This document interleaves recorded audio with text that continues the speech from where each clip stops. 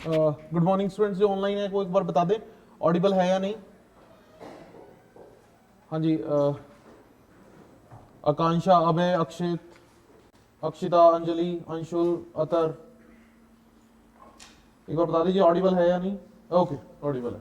चलिए जी, तो स्टार्ट कर लेते हैं। लास्ट वीक के कुछ इंपॉर्टेंट टॉपिक देख लेते हैं, ठीक है। तो सबसे पहले हमारे पास अभी एक रिसेंटली कॉन्फ्रेंस इंडिया में हुई है, no money for terror conference. इसमें कुछ पॉइंट्स हैं जो हमें यहाँ पर समझने पड़ेंगे स्टूडेंट्स। होम मिनिस्ट्री ने इस कॉन्फ्रेंस को ऑर्गेनाइज किया, ठीक है।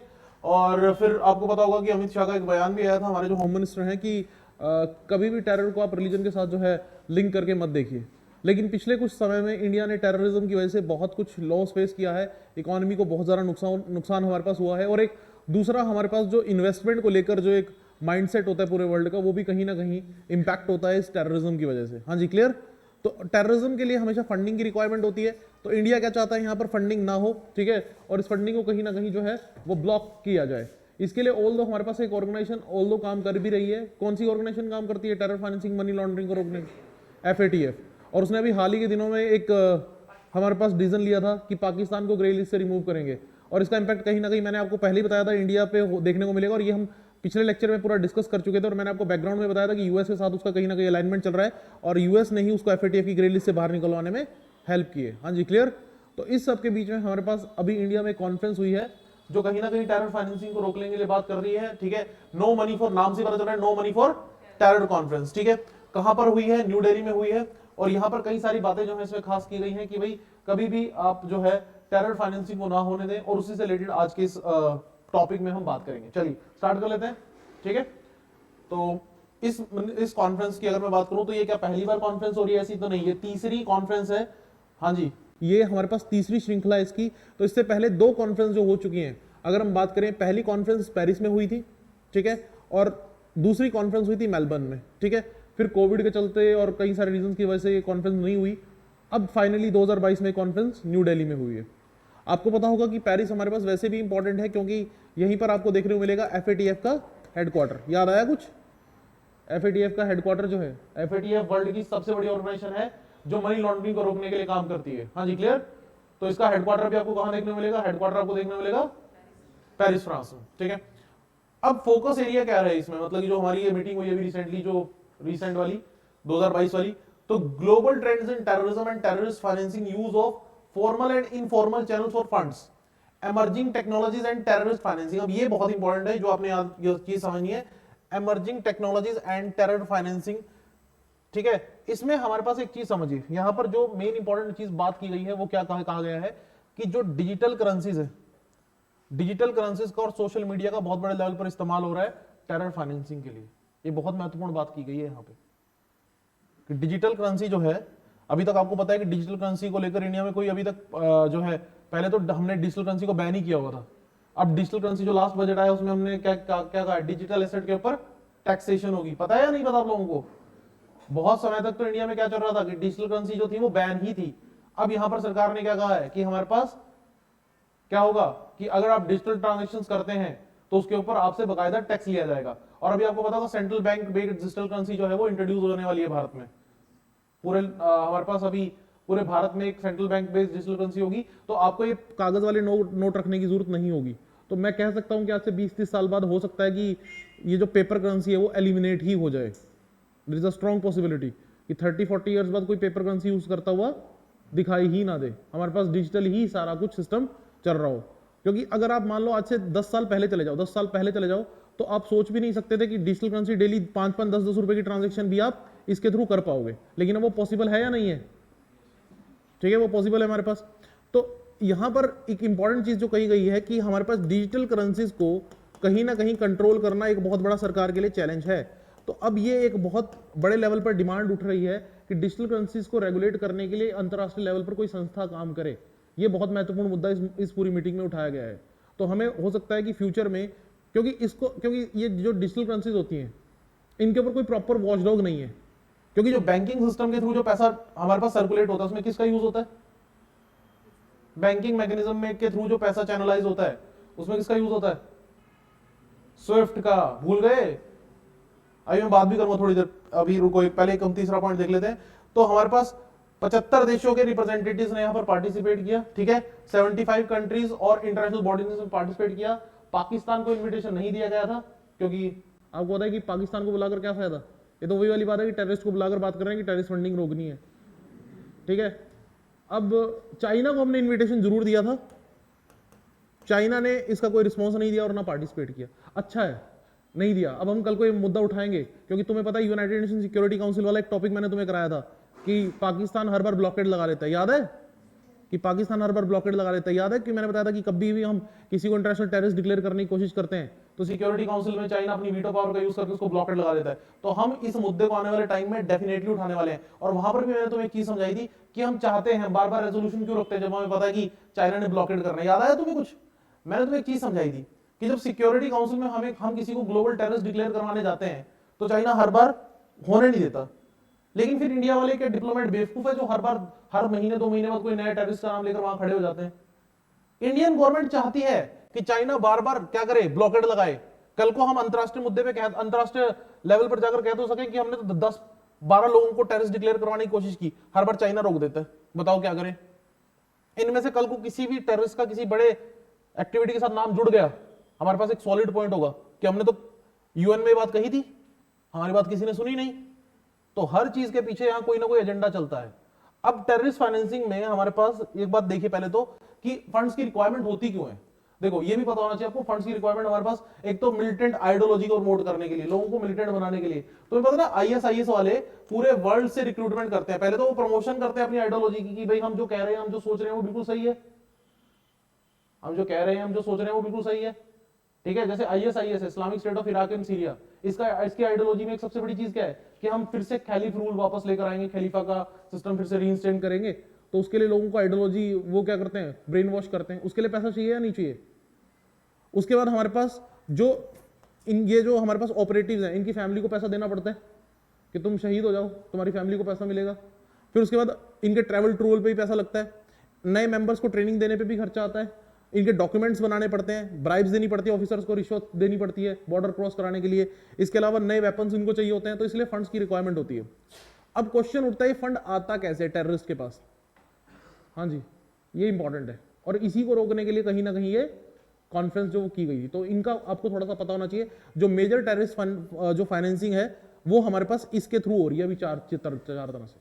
ये 4 चीजों के बारे में आपको पता होना चाहिए। पहला तो हमारे पास direct smuggling of cash, border cross करते हुए आप कैश को ट्रांसफर करो। पुराने टाइम में ज्यादा हुआ करता था, अब इसकी थोड़ा सा जो यूजेज है कि डायरेक्ट कैश जो है एक कंट्री से दूसरी कंट्री ट्रांसफर करे वो थोड़ा कम हो गया है। हाँ जी, क्लियर? अगर आप देखें तो डायरेक्ट कैश को ट्रांसफर करना थोड़ा कम है, लेकिन फिर भी ये स्टिल ऑनगोइंग है, करेंसी को डायरेक्टली हमारे पास। फिर हमारे पास हवाला network. Can anybody explain what is हवाला नेटवर्क? सुना है कभी हवाला? क्या होता है हवाला नेटवर्क?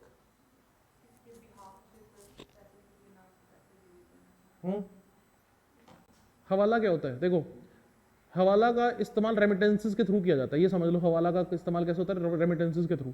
हवाला में क्या होता है कि इनके एजेंट्स होते हैं, हर कंट्री में हवाला के एजेंट्स होते हैं। हवाला के एजेंट्स होते हैं। मान लो तुमने हमारे पास यूएस से पैसे भेजना है और फिर वहां से उस पैसे को चैनलाइज वापस करवाना है इंडिया में। तुम क्या चाहते हो? मेरी बात ध्यान सुनना। तुम चाहते हो, let's say take the example, मेरे पास कुछ ब्लैक मनी है, उसको मैंने व्हाइट में कन्वर्ट करवाना है, तो हवाला के थ्रू होता है। कैसे होता है वो? ध्यान सुनना। अब मैं चाहता हूं कि मेरा एक नॉन बंदा बैठा है यूएस में, उसके पास पैसा पहुंच जाए। हाँ जी, क्लियर हो रही है बात? मेरा एक नॉन बंदा बैठा है यूएस में, उसके पास पैसा पहुंच जाए। हाँ जी, क्लियर? और ये जो बंदा है इससे फिर मैं पैसा वापस इंडिया में मंगवा लूंगा। हाँ जी, क्लियर? इससे जो पैसा है मैं वापस इंडिया में मंगवा लूंगा। ये बात समझ आ रही है या नहीं? ठीक है। तो अब उसको मैं पैसा कैसे भेजूंगा? बैंकिंग नेटवर्क के थ्रू भेजूंगा तो पकड़ा जाऊंगा। तो मैं क्या करता हूँ, हवाला नेटवर्क का इस्तेमाल करता हूँ। जो हवाला का यहां बंदा होगा उसका एक यूएस में भी बंदा होगा।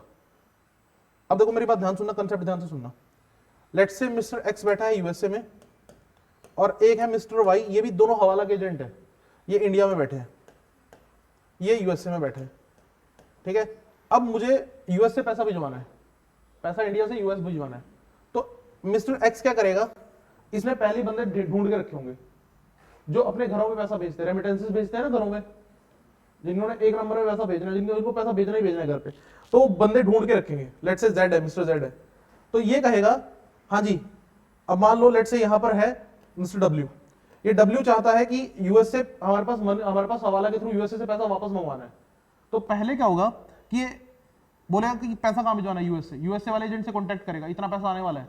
तो ये क्या करेगा, उतने बंदे ढूंढ के रखेगा जिन्होंने इंडिया में पैसा भिजवाना है, जिन्होंने इंडिया में नॉर्मली पैसा भिजवाना है। तो ट्रांजैक्शन होगी ही नहीं। ट्रांजैक्शन कैसे नहीं होगी, क्योंकि यहां पर वो पैसा इंडिया में ही रहेगा और वो पैसा वहां पर उसमें ही रहेगा। इन दोनों की एजेंट्स के आपस में कनेक्टिविटी रहेगी। मतलब कि टेक द एग्जांपल समझने की कोशिश कीजिए, ये जो पैसा मैंने डब्ल्यू ने यहां पर दिया वो इसके पास रहेगा, और जो पैसा हमारे पास जेड ने इंडिया भिजवाना है वो हमारे पास, ये जो पैसा इंडिया में ही था यही आगे इसकी फैमिली को चला जाएगा, मतलब कि जेड की फैमिली को आगे चला जाएगा। कंसेप्ट समझो, मेरी बात ध्यान समझो। जेड ने अपनी फैमिली को पैसा भेजना था, किस में भेजना था, रुपीस में। तो रुपीस कहां से आ रहे हैं, डब्ल्यू से आ रहे हैं। डब्ल्यू ने वाई को दिए, वाई ने इसकी फैमिली को दिए, कौन क्या दिए, इंडियन रुपी। अब मिस्टर एक्स के पास डॉलर ऑलरेडी पड़े हैं, हाँ जी क्लियर, और डॉलर इसके पास थोड़े आ भी गए, कैसे आ गए, हाँ जी कुछ इसने अपनी फैमिली को भेजने थे, जो डॉलर भेजने थे, हाँ जी क्लियर।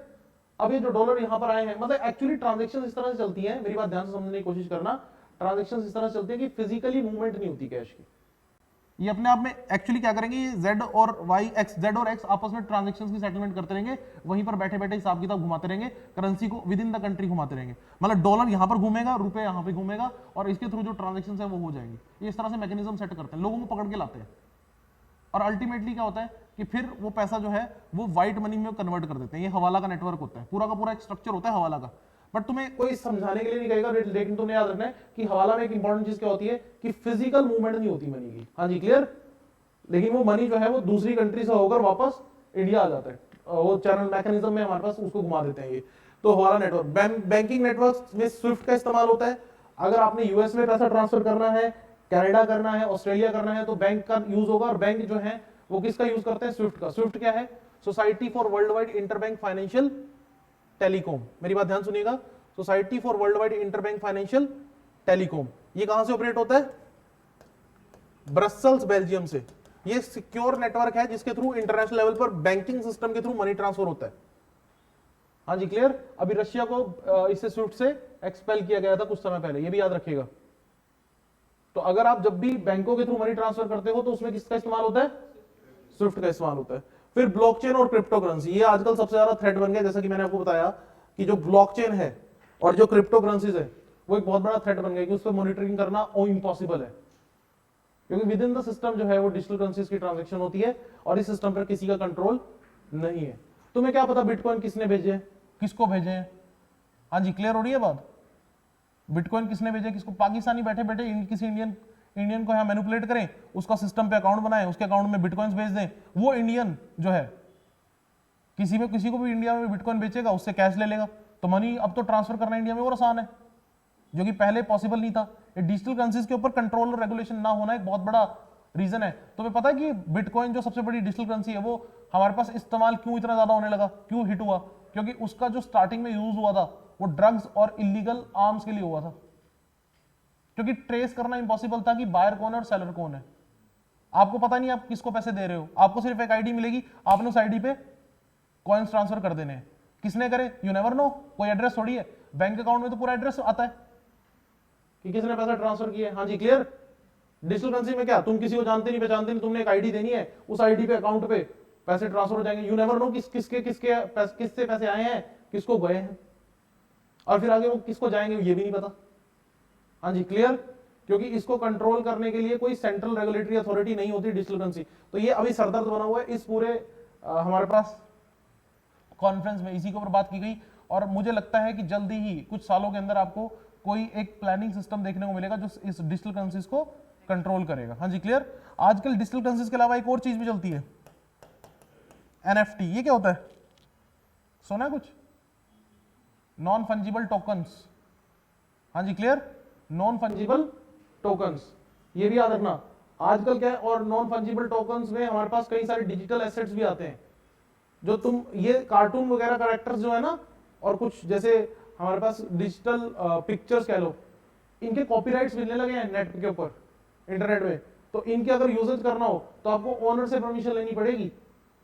और ये फंजिबल टोकन्स और ये सब डिजिटल एसेट्स, इनको डिजिटल एसेट की कैटेगरी में रखा गया है। डिजिटल एसेट बिकने लगे, आने वाला वर्ल्ड पूरा डिजिटल सिस्टम पे ही बेस्ड होगा, तो अगर हम बात करें फैटल टेररिज्म का इफेक्ट कहां कहां पड़ता है, तो याद रखना इकोनॉमी को डैमेज करता है। जैसे हमारे पास, अगर तुम्हें याद हो, जब मुंबई ताज होटल पे अटैक हुआ था, इंडियन जीडीपी को बहुत भारी भरकम नुकसान हुआ था।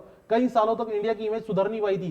फॉरेन टूरिस्ट जो है वो नहीं आना चाहेंगे इंडिया, क्योंकि इंडिया में अटैक हो जाता है। ताजमहल होटल, ताज होटल जो इंडिया का सबसे फाइनेस्ट होटल है, अगर उस पर अटैक हो सकता है तो बाकी होटल्स का क्या?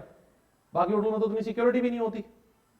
तो टूरिज्म पे इंपैक्ट होता है, इन्वेस्टमेंट पे इंपैक्ट होता है। फॉरेन की कंपनीज प्लांट लगाने से कतराएंगी अगर आपके यहाँ टेररिज्म बहुत ज्यादा होगा। लेकिन अभी हमें क्या देखने को मिल रहा है कि हमारे पास वर्ल्ड की कई सारी कंपनीज जो है अपना मैन्युफैक्चरिंग हब इंडिया में शिफ्ट कर रही हैं, और उसका एक बहुत बड़ा रीजन है चाइना की जीरो कोविड टॉलरेंस पॉलिसी। वहां पर काफी टाइम से फैक्ट्रीज बंद चल रही हैं, ठीक है। और अभी वहां का जो एक तरह से जो बैंकिंग सिस्टम है वो भी गड़बड़ाया हुआ है। पता है ना तुम्हें, चाइना का बैंकिंग सिस्टम गड़बड़ाया हुआ है। मैंने कुछ टाइम पहले तुम्हें एक टॉपिक कराया था कि चाइना में बैंकों के सामने टैंक तैनात किए गए थे कि कोई प्रोटेस्ट ना करे। और तुमने न्यूज पढ़ी थी या नहीं? उस समय कुछ नए बच्चे भी हैं, चाइना ने अपने बैंक के सामने टैंक तैनात किए थे। आगे समझो पॉलिटिकल। अब देखो सोशल पॉलिटिकल इंस्टेबिलिटी जो है वो हमारे पास कम्युनल डिसहार्मनी लेकर आती है। अब देखो होता क्या कि यार जब कभी भी अटैक होता है तो अटैकर किसी ना किसी रिलीजन से तो होता है, उसकी वजह से डिसहार्मनी जो है हमारे पास कम्युनल डिसहार्मनी होती है, ठीक है। सोशल फैब्रिक ब्रेक होता है और हमारे पास सिविलाइजेशंस और कल्चर्स में क्लैश देखने को मिल सकते हैं। हाँ जी, क्लियर। अब यहाँ पर वैसे तो कहा जाता है कि टेररिज्म को आप धर्म के साथ मत जोड़िए, लेकिन होता क्या है कि हमेशा टेररिज्म को हमारी जो सोसाइटी है वो धर्म के साथ जोड़ ही देती है। हाँ जी, क्लियर। वो देखेगी कि जिसने भी बम ब्लास्ट किया है, जिसने भी टेररिस्ट एक्टिविटी की, उसका धर्म क्या था, और उसके साथ जोड़कर उसको देखा जाएगा। इससे जो हमारी सोसाइटी की जो एक तरह से हार्मनी है वो डिसरप्ट होती है। फिर मॉडर्न वॉरफेयर। अब देखो बहुत इंपॉर्टेंट बात, इंडिया हर साल वेपन्स पर बहुत ज्यादा खर्चा करता है, जबकि हमारी पॉवर्टी इतनी ज्यादा है। अभी global multi dimensional poverty index आया ना, मल्टी डायमेंशनल पॉवर्टी इंडेक्स आया है, तो इसमें इंडिया का जो रैंक है वो सबसे ऊपर आया है। वर्ल्ड के सबसे ज्यादा पुअर, मल्टी डायमेंशनली पुअर कहाँ है? इंडिया में, फॉलोड बाय नाइजीरिया। याद करो। और मैंने बताया था वर्ल्ड की सबसे पुअरेस्ट रीजन कौन सी है? सब सहारन रीजन। वर्ल्ड की सबसे पुअरेस्ट रीजन कौन सी है? अगर रीजन पूछा तो सब सहारन रीजन, और अगर एक कंट्री पूछा तो इंडिया। मेरी बात फिर से सुन लीजिए, वर्ल्ड में सबसे ज्यादा पुअर रीजन जो है कौन सी है? सब सहारन रीजन। और अगर कंट्री पूछा तो इंडिया। अब यहां पर समझने वाली बात, इंडिया इतनी पुअर कंट्री होने के बावजूद भी लगातार अपनी आर्म फोर्सेस की मॉडर्नाइजेशन पर लगा रहता है। कभी रफेल खरीद रहा है, कभी अपाचे खरीद रहा है, कभी चिनूक खरीद रहा है, कभी हमारे पास हार्पून मिसाइल्स खरीद रहा है, दुनिया भर के इक्विपमेंट खरीदता रहता है। क्यों भाई? क्योंकि पता है कि पाकिस्तान से टेररिज्म की प्रॉब्लम बनी रहेगी। एक तरफ चाइना बैठा है, एक तरफ पाकिस्तान, हमें प्रॉब्लम में डाल के रखेंगे, तो अल्टीमेटली हमें, और सिर्फ यही नहीं, हमें अपने, अब देखो तुम्हें पता होगा कि इंडियन जो आर्म फोर्सेज है उनके लिए राइफल इंट्रोड्यूस हो रही है, पता है नहीं?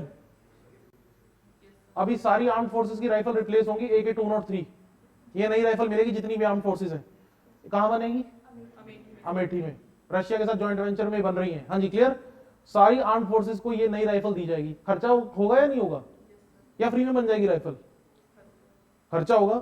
और क्यों देनी पड़ रही है नई राइफल? क्योंकि टेररिस्ट नए वेपन लेकर आते हैं, इंडियन आर्म फोर्सेज को उसको सामना करना पड़ता है। और अगर गन एक बार भी जाम हुई तुम्हारी, तो गन जाम होने का मतलब समझ रहे हो कि एक बार तुम्हारी गोली रुकी तो सामने वाली की गोली तुम्हारे आकर आर पार। मजाक नहीं होता टेररिस्ट को हैंडल करना, ठीक है। हाँ जी, क्लियर।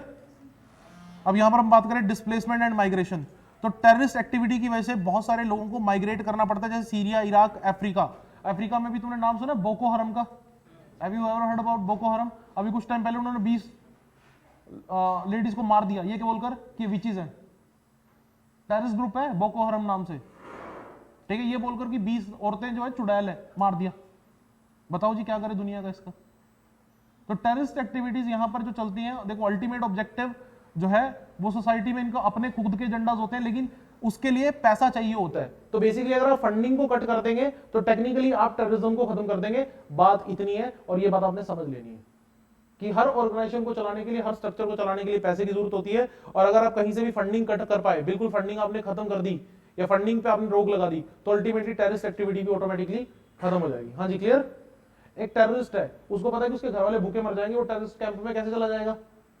वो तभी जाता है। पाकिस्तान में टेररिस्ट कैंप में कैसे लेकर आते हैं कि तुम मर भी गए तो तुम्हारी सारी जिंदगी तुम्हारे घर वालों को हम खिलाएंगे। खाना खिलाने के लिए या पैसे, वो पैसे तो आ ही रहे ना, फंडिंग तो आ ही रही है। तो इस फंडिंग को रोकना बहुत जरूरी है। तो यही हमारा इस मीटिंग का ऑब्जेक्टिव था। सो यहाँ पर आप देखिए कि हमारे पास जो अभी के मेथड हैं वो हमारे पास रिस्क पे हैं, अभी जो सिस्टम है वो रिस्क पे है, और हमें कई नए मेथड्स अडॉप्ट करने की जरूरत है ताकि टेररिज्म फाइनेंसिंग को रोका जा सके। हाँ जी, क्लियर। और इसमें हमें इंश्योर करना होगा कि वर्ल्ड की बड़े कंट्रीज जो हैं उनका पार्टिसिपेशन जरूरी है, चाहे वो चाइना हो चाहे वो कोई भी कंट्री हो, और ये हमें इंश्योर कराना होगा कि कुछ भी करके, चाहे चाइना प्रेशर बनाकर या चाहे कुछ भी करके, वर्ल्ड के ज्यादातर बड़े कंट्रीज को इसमें पार्टिसिपेट करवाना पड़ेगा। ये हमारा इंडिया का टारगेट इसमें रहेगा। हाँ जी, क्लियर। तो ये था हमारा पहला टॉपिक जिसमें हमने बात की टेरर फाइनेंसिंग को लेकर। नेक्स्ट हमारे पास है supreme court on religious conversion. हाँ जी, आजकल रिलीजियस कन्वर्जन को लेकर बहुत इश्यू चल रहे हैं।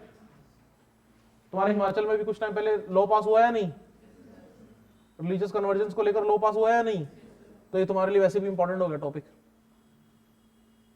हाँ जी, क्लियर। तुम्हारे लिए वैसे भी टॉपिक इंपॉर्टेंट हो गया। और बार बार एक शब्द हमें देखने को मिलता है, लव जिहाद। सुनते हो या नहीं सुनते हो? कोर्ट ने भी माना है लव जिहाद रियल है, ठीक है। हम नहीं कह रहे, कोर्ट कह रही है। मैं अपनी तरफ से कुछ भी शब्द इस्तेमाल नहीं कर रहा हूं, मैं कोर्ट्स के शब्द इस्तेमाल कर रहा हूं। हाँ जी, क्लियर। और बहुत बार जो है पर्सन ने अपनी आइडेंटिटी छुपाकर जो है मैरिजेस की हैं, ठीक है। बाद में फोर्सफुली कन्वर्जन देखने को मिले, कई सारे इंसिडेंट ऐसे देखने को मिले over the period of time, ठीक है। आज इसके बारे में ही हम चर्चा करेंगे। अभी सुप्रीम कोर्ट में एक PIL फाइल हुई थी। PIL means public interest litigation, जनहित याचिका। Who is known to be father of PIL? Justice PN Bhagwati. Very good. Justice PN Bhagwati India के फॉर्मर हमारे पास सुप्रीम कोर्ट के जज, is known to be the father of PIL। PIL इनके हमारे पास जो एफर्ट के थ्रू इंडिया में इंट्रोड्यूस हुई थी। आप जनहित में कोई भी याचिका दायर कर सकते हैं। आपको लगता है कि देश में ये चीज खराब चल रही है, हाँ जी, क्लियर। आपको लगता है कि टेक द एग्जांपल, आपको लगता है कि हिमाचल में बहुत ज्यादा टूरिस्ट आने की वजह से पोल्यूशन बढ़ रहा है, आप PIL फाइल कर दो कि मुझे लगता है कि टूरिस्ट का एक नंबर जो है वो लिमिटेड होना चाहिए, इतने से ज्यादा टूरिस्ट साल में ना आए, कर दो आप PIL फाइल, कर सकते हो। जनहित याचिका बोलते हैं इसको। तो अभी एक PIL फाइल हुई थी जिसमें हमारे पास रिलीजियस कन्वर्जन को लेकर बात की जा रही थी। तो इसमें फोर्स रिलीजियस कन्वर्जन को सुप्रीम कोर्ट ने वेरी डेंजरस कहा है and may ultimately effect the security of the nation. अब देखो क्या बात कर रही है सुप्रीम कोर्ट, ये सरकार नहीं कह रही, क्या कह रही है सुप्रीम कोर्ट? क्या कह रही है कि हमारे पास जो फोर्स रिलीजियस कन्वर्जन है that threat to the security of the nation as well as the freedom of religion and conscience of the citizens. बहुत बहुत हैवी शब्द इस्तेमाल किए गए हैं सुप्रीम कोर्ट के द्वारा, ठीक है। तो चलिए इसके बारे में थोड़ा सा हम बात करते हैं। अभी हमारे पास अगर हम बात करें पिछले कुछ समय में हमारे पास एंटी कन्वर्जन लॉ आए हैं, ठीक है। एक बहुत महत्वपूर्ण बात सरकार से यहां जवाब मांगा गया है केंद्र सरकार से। और आपको मैं एक और महत्वपूर्ण चीज बता दूं कि केंद्र सरकार का इस प्रकार का कोई भी कानून नहीं है। सेंट्रल लेवल पर कोई भी हमारे पास एंटी कन्वर्जन लॉ नहीं है, ये बात याद रखनी है। हाँ जी, clear. At central level there is no anti conversion law, ये बात क्लियर। लेकिन अभी एंटी कन्वर्जन लॉ की बार बार बात क्यों हो रही है, क्यों हमारे पास कहा जा रहा है कि भाई एंटी कन्वर्जन लॉ होना चाहिए? तो दो बड़े रीजन यहां पर जो बताए गए हैं उनको देख लेते हैं हम। कि एक तो हमारे पास एक इंडिविजुअल का राइट होता है कि वो अपना धर्म चुने as per the article number 25, पता है ना। कोई धर्मांतरण की प्रक्रिया या कोई ग्रुप ऑफ पीपल उसका धर्म चेंज नहीं कर सकते। आप इस बात को समझिए, पॉइंट समझ आ रहा है या नहीं आ रहा है? उसको उसकी फैमिली या उसका कोई ग्रुप या उसके कोई फ्रेंड्स जबरदस्ती इन्फ्लुएंस करके उसका धर्म चेंज नहीं कर सकते। ये पर्सनल चॉइस है, मैटर ऑफ पर्सनल चॉइस। लेकिन कई बार यहां पर देखा गया है कि हमारे पास ये चीज नहीं हो पा रही, ठीक है। इन्फ्लुएंशियल सिस्टम के थ्रू धर्म चेंज होता हुआ दिखाई दे रहा है। और फिर हमारे पास फ्रॉडुलेंट मैरिज बहुत देखने को मिली है। फ्रॉडुलेंट मैरिज में क्या देखने को मिला है कि बहुत से लोग अपना धर्म छुपाकर शादी करेंगे, ठीक है, अपना रिलीजन छुपाकर शादी करेंगे कि वो बताएंगे नहीं कि पहले वो किस धर्म से संबंधित है। धर्म वो चेंज नहीं कर रहे लेकिन अपना धर्म बता भी नहीं रहे। फिर वो जो गर्ल जिससे उन्होंने शादी की है जनरली क्या होगा, उससे एक्सपेक्ट करेंगे कि वो अपना धर्म चेंज करे। ये फ्रॉडुलेंट मैरिजेस के केस हमें बहुत देखने को मिले हैं, ठीक है। Either by the misinterpretation और concealment of their own religion and after getting married force the other person to convert their own religion. ये बहुत चीज देखने को मिल रही है आजकल, दैट इज द रियलिटी। इसमें कौन सा केस आता है हमारे पास? एक केस भी आता है ना, सरला मुदगल केस। सुना है सरला मुदगल केस? सरला मुदगल केस समझ लो। ये फ्रॉडुलेंट मैरिज में एक और कंसेप्ट है ना। मान लो इंडिया में तुम्हें पता होगा कि यूनिफॉर्म सिविल कोड नहीं है, ये पता है आप लोगों को?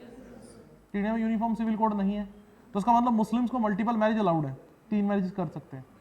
तो अगर मान लो यहां पर आप ध्यान से सुनना, सरला मुदगल केस इसमें बताया जाता है, ये इसके साथ रेफरेंस लगता है तो इसलिए मैं बता रहा हूं आप लोगों को। मतलब ये फ्रॉडलेंट मैरिज वाले केस में रेफरेंस मिलता है उसका। कैसे? जैसे इसमें ध्यान से समझना कि मान लो, टेक द एग्जांपल, तुमने बताया नहीं कि तुम जो है मतलब कि यहाँ पर मुसलमान हो, लेकिन फिर बाद में तुम मल्टीपल शादियां कर सकते हो क्योंकि तुम्हें अलाउड है सिस्टम के अकॉर्डिंग, ठीक है? तो हाँ, यहां पर आप कर सकते हो। लेकिन मान लो एक और कंसेप्ट हम देखते हैं, मान लो कोई हिंदू हो, ठीक है, मान लो कोई व्यक्ति हिंदू हो, वो क्या अपना धर्म चेंज करके उसकी शादी हुई हुई है और क्या वो धर्म चेंज करके मल्टीपल मैरिज कर सकता है? मैरिज वाले केस में सरला मुदगल केस का एक रेफरेंस आता है, तो मैं इसलिए तुम्हें बता रहा हूं, तुम्हें पता होना चाहिए इसमें क्या केस में क्या कहा गया था। देखो ध्यान सुनना, ये केस इंपॉर्टेंट है, सरला मुदगल केस, कि आप मल्टीपल मैरिजेस करने के लिए धर्म चेंज नहीं कर सकते। हाँ, आपका पहले से धर्म कोई है वही माना जाएगा। शादी के दौरान, मतलब कि टेक द एग्जांपल, अगर मान लो मैं हिंदू हूं और मैंने जब शादी की तो हिंदू रीति रिवाज के साथ शादी की, ठीक है, हिंदू रिचुअल के साथ शादी हुई, मैं हिंदू था at the time of marriage, तो मैं मुस्लिम बनकर आगे 2 शादियां नहीं कर सकता। तो पहले मुझे जो फर्स्ट वाइफ है उसको डिवोर्स हिंदू के अकॉर्डिंग देना पड़ेगा, फिर मैं मुस्लिम बनकर दूसरी शादी कर सकता हूँ या तीसरी भी कर सकता हूँ या इसके अलावा शादियां कर सकता हूँ। हाँ जी, क्लियर? मतलब कि जिस हिसाब से, जिस रिचुअल के अकॉर्डिंग आपकी शादी हुई थी, उसी रिचुअल के अकॉर्डिंग आपका डिवोर्स होगा। हाँ जी, क्लियर? ये सरला मुदगल केस में कहा गया था।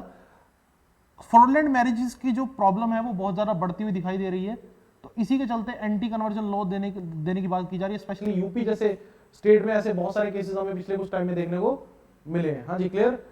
अभी मैं कल परसों भी एक न्यूज देख रहा था,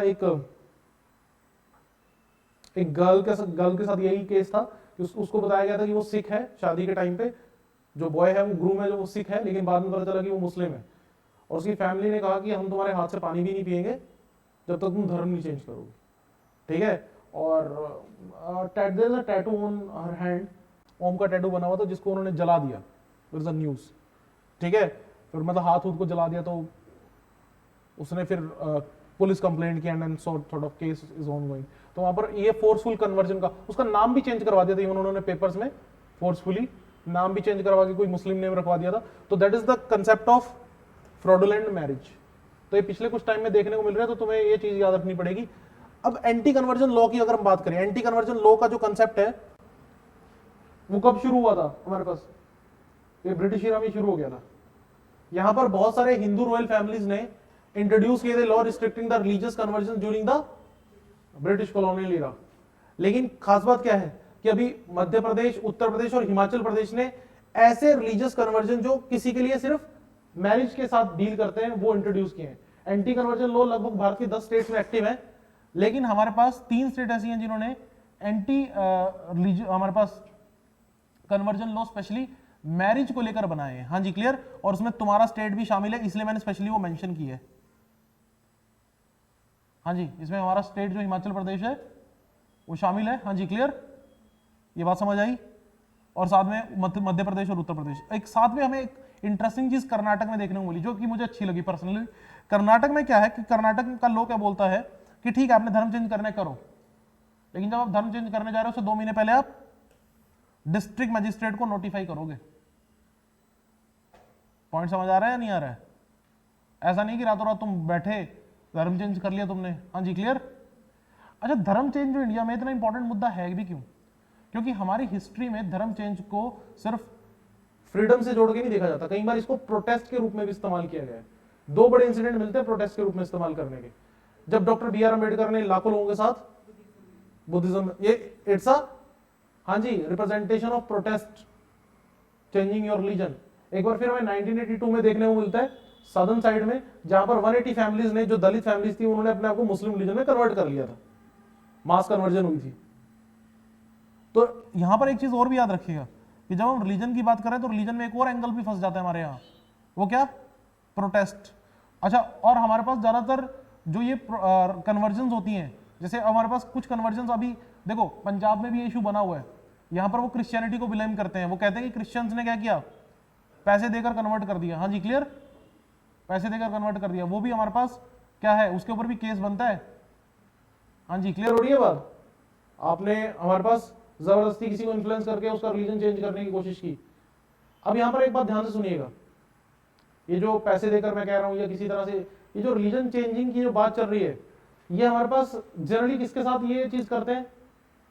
जो हमारे पास weaker section of the society है, और स्पेशली जो हमारे पास वर्ण व्यवस्था में जो सबसे लोएस्ट लेवल पर जो आते हैं, हाँ जी क्लियर, मतलब समाज का वो लोग, वो वर्ग जिसको बाकी जो सोसाइटी है वो जनरली एक्सेप्ट नहीं करती, तो ये उनके साथ ये चीज ज्यादा देखने को मिलती है। एक बात याद रखना, वर्ण व्यवस्था अलग है, मैं अपने स्टूडेंट्स को हमेशा बताता हूँ, और जाति व्यवस्था अलग है। वर्ण व्यवस्था का मतलब है ब्राह्मण, क्षत्रिय, वैश्य, शूद्र, ये वर्ण व्यवस्था है, ठीक है। जातिगत व्यवस्था क्या है, ब्राह्मण में भी जातियां हैं, क्षत्रियों की भी जातियां हैं, हाँ जी क्लियर। और जब हम एंशिएंट हिस्ट्री पढ़ते हैं, यू विल सी ये जो जाति व्यवस्था है वो डोमिनेट कब होती है, during the Guptas time period, ये बात याद रखिएगा। जाति व्यवस्था हमारे पास गुप्तास के टाइम पीरियड पे देखने को मिलती है। क्यों आती है जाति व्यवस्था, उसमें उसको भी एक लाइन में मैं समझा देता हूं कि जाति व्यवस्था हमारे पास क्यों आती है। जाति व्यवस्था इसलिए आती है कि जो फॉरेनर्स आए हैं, देखो बहुत सारे लोग फॉरेन से आ रहे हैं, जैसे कुशान्स है हमारे पास जो सबसे प्रेवलेंट ट्राइब है, जिसका राजा कनिष्क है जो बुद्धिज्म को अपना रहा है, और भी बहुत सारे रूलर्स हैं, बहुत सारे लोग हैं जो बाहर से आ रहे हैं, ये इंडिया के वर्ण व्यवस्था में अपने आप को फिट कर रहे हैं। कोई ब्राह्मण बन रहा है, कोई क्षत्रिय बन रहा है, कोई वैश्य बन रहा है। अब जो लोकल यहां पर वो होंगे, मतलब कि जो लोकल ब्राह्मण होंगे, उनको लगेगा दैट वी आर सुपीरियर, मेरे तो दादा के दादा के दादा के दादा भी ब्राह्मण थे, ये तो भी ब्राह्मण आया है, हाँ जी क्लियर। तो वो क्या करेंगे, वो जाति व्यवस्था शुरू कर देंगे, यहां से भारत में जाति व्यवस्था शुरू होगी, हाँ जी क्लियर। तो इसमें आर्टिकल, जो एक मूवी आती है ना आर्टिकल 15 आयुष्मान खुराना की, उसका बड़ा फेमस सीन है, तुमने देखा नहीं, कि हम ये वाले ब्राह्मण हैं, आप वो वाले ब्राह्मण हो, है ना, हाँ याद आया सीन, ठीक है। तो ब्राह्मण में भी जातियां हैं, तो वो इस तरह से हमारे पास जाति व्यवस्था जो है वो, तो जाति व्यवस्था अलग है और वर्ण व्यवस्था अलग है। ये बात समझ आई या नहीं आई, जातियां अलग हैं, वर्ण व्यवस्था अलग है, हाँ जी क्लियर। चले आगे। और एक चीज मैंने तुम्हें शायद बताई भी हो कि भारत में एक चीज कही जाती है कि जो चीज कभी नहीं जाती वो है जाति, ठीक है, हाँ जी क्लियर। क्योंकि तुम मर भी जाओगे तो तुम्हें पता है कि जातियों के जो कब्रिस्तान, जो ये शमशान घाट है, वो भी अलग अलग है, ठीक है। मरने के बाद भी तुम किसी और की जाति को उसमें नहीं जा सकते, हाँ जी क्लियर। बात समझ आई या नहीं आई, जान चली जाएगी लेकिन जाति नहीं जाएगी, ठीक है। तो इसलिए कहा जाता है कि इंडिया में जो चीज कभी नहीं जाती वो है जाति, ठीक है। चलो इधर आ जाओ। तो कर्नाटक में बड़ा अच्छा सिस्टम बनाया गया कि इन्होंने क्या कहा कि अगर आपने धर्म चेंज करना है आप कीजिए, लेकिन आप 2 महीने पहले मजिस्ट्रेट को नोटिफाई करेंगे। तो इंडिया में रिलीजन जो है वो बहुत एक सेंसिटिव मुद्दा है। और इंडिया में हमारे पास सेकुलरिज्म शब्द का हमारे पास इस्तेमाल हम करते हैं, हमारे प्रीएम्बल में भी सेकुलरिज्म शब्द का इस्तेमाल है। हमारे संविधान में सेकुलरिज्म कितनी बार इस्तेमाल हुआ है शब्द, 2 बार, एक आर्टिकल 25 और एक प्रीएम्बल, ठीक है। और इंडिया फॉलो पॉजिटिव और नेगेटिव सेकुलरिज्म, पॉजिटिव सेकुलरिज्म, याद रखना, India follow the positive secularism, ठीक है। अब यहां से हमारे पास इशू क्या क्या जुड़े हुए हैं, एंटी कन्वर्जन लॉ जब भी बनते हैं तो एंटी कन्वर्जन लॉ के साथ इशू क्या जुड़े हुए हैं, जब भी लॉ बनता है तो कुछ ना कुछ इशू तो होंगे। तो सबसे पहला कि that is antithetical to the minorities और एंटीथेटिकल टू द सेकुलरिज्म। कुछ लोग बोलते हैं कि जब आपने ऐसा लॉ बना दिया तो आपने क्या किया है कि माइनॉरिटीज कम्युनिटीज को एक तरह से आपने उनको प्रोस्पेक्ट्स को ध्यान में ही नहीं रखा, क्योंकि ज्यादातर लोग जो हैं वो इन्हीं कम्युनिटीज में अपना रिलीजन जो है स्विच करते हैं। तो ये जो हमारे पास जो आपने लॉ बनाए हैं वो विरोधाभासक है। विरोधाभासक का मतलब उनका विरोध कर रहे हैं, किसका, माइनॉरिटीज का, और विरोध कर रहे हैं हमारे पास देश के सेकुलरिज्म स्ट्रक्चर का।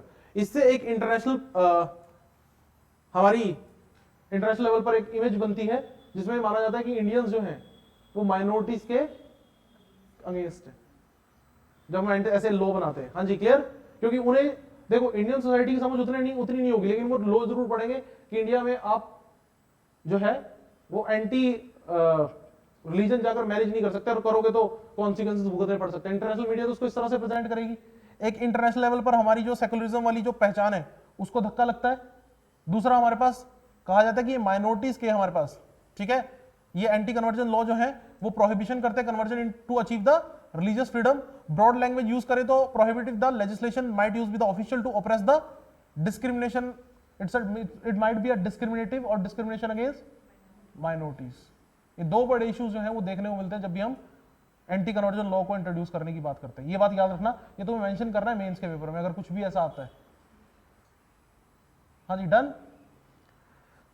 तो हमारे पास अगर हम बात करें एंटी कन्वर्जन लॉ जो होने चाहिए उनमें एक तो भाई कोई जितने भी शब्द इस्तेमाल किए गए उनकी प्रॉपर क्लैरिटी होनी चाहिए, and backed by a concrete study of ground reality of force conversion.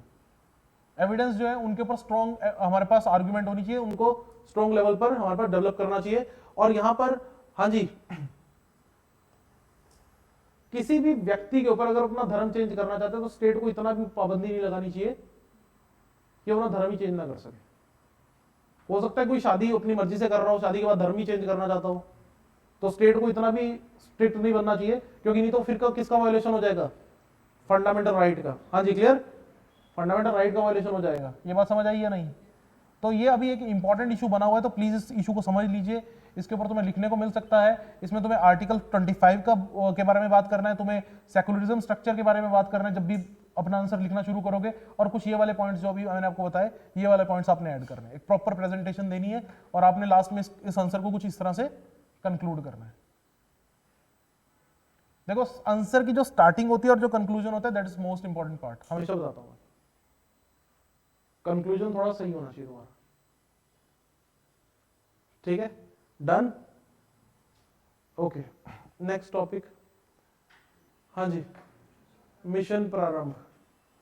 तो भाई पता ही हुआ तुम लोगों को कि हमारा एक विक्रम 1 नाम से एक रॉकेट जो है अभी लॉन्च हुआ है। किसने लॉन्च किया है? हाँ जी, तो विक्रम एस नाम से स्काई रूट, और इसमें जो इंजन का नाम इन्होंने रखा था वो था कलाम 80।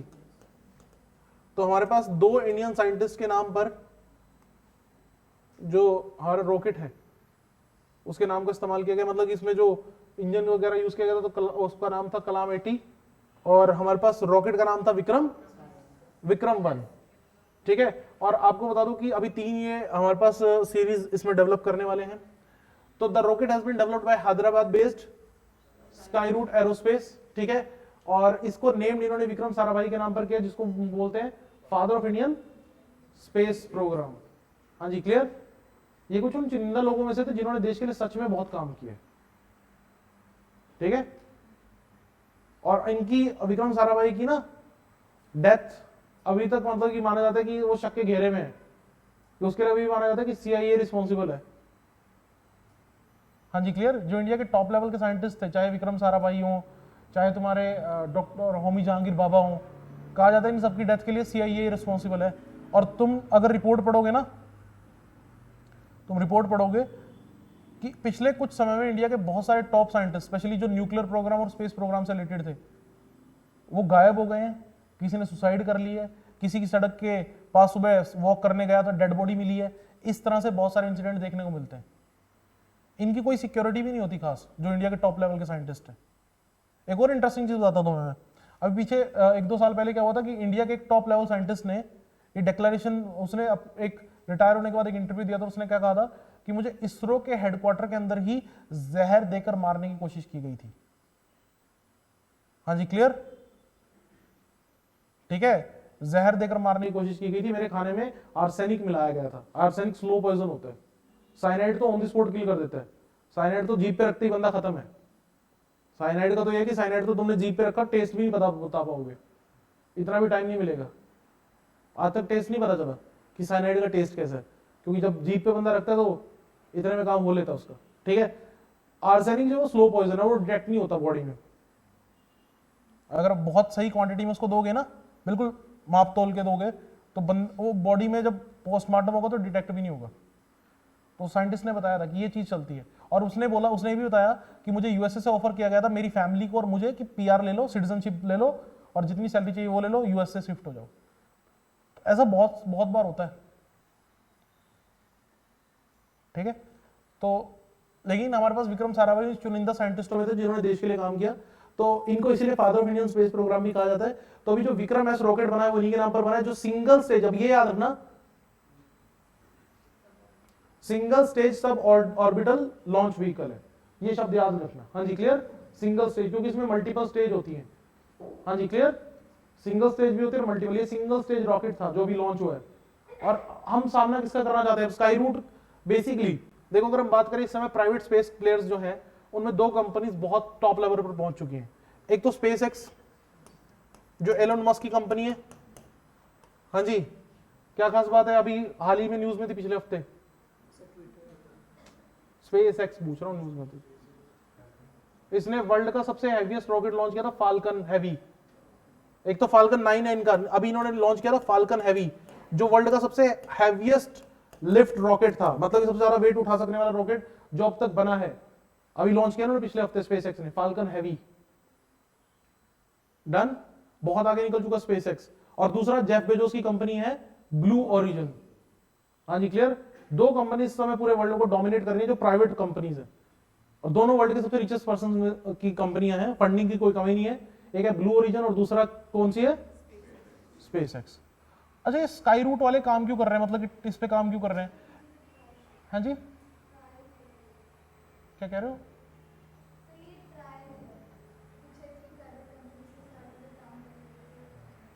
ये ट्रायल था, लेकिन इसमें पेलोड भी था, अभी बताऊंगा मैं।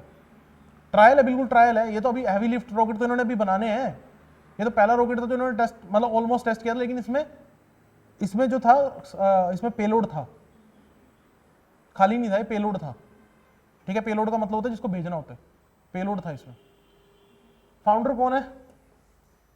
ये दो लोग, ठीक है, जिनकी पिक्चर आपको स्क्रीन पर भी दिखाई दे रही है, ये दोनों हमारे फाउंडर हैं, ठीक है, स्काई रूट के।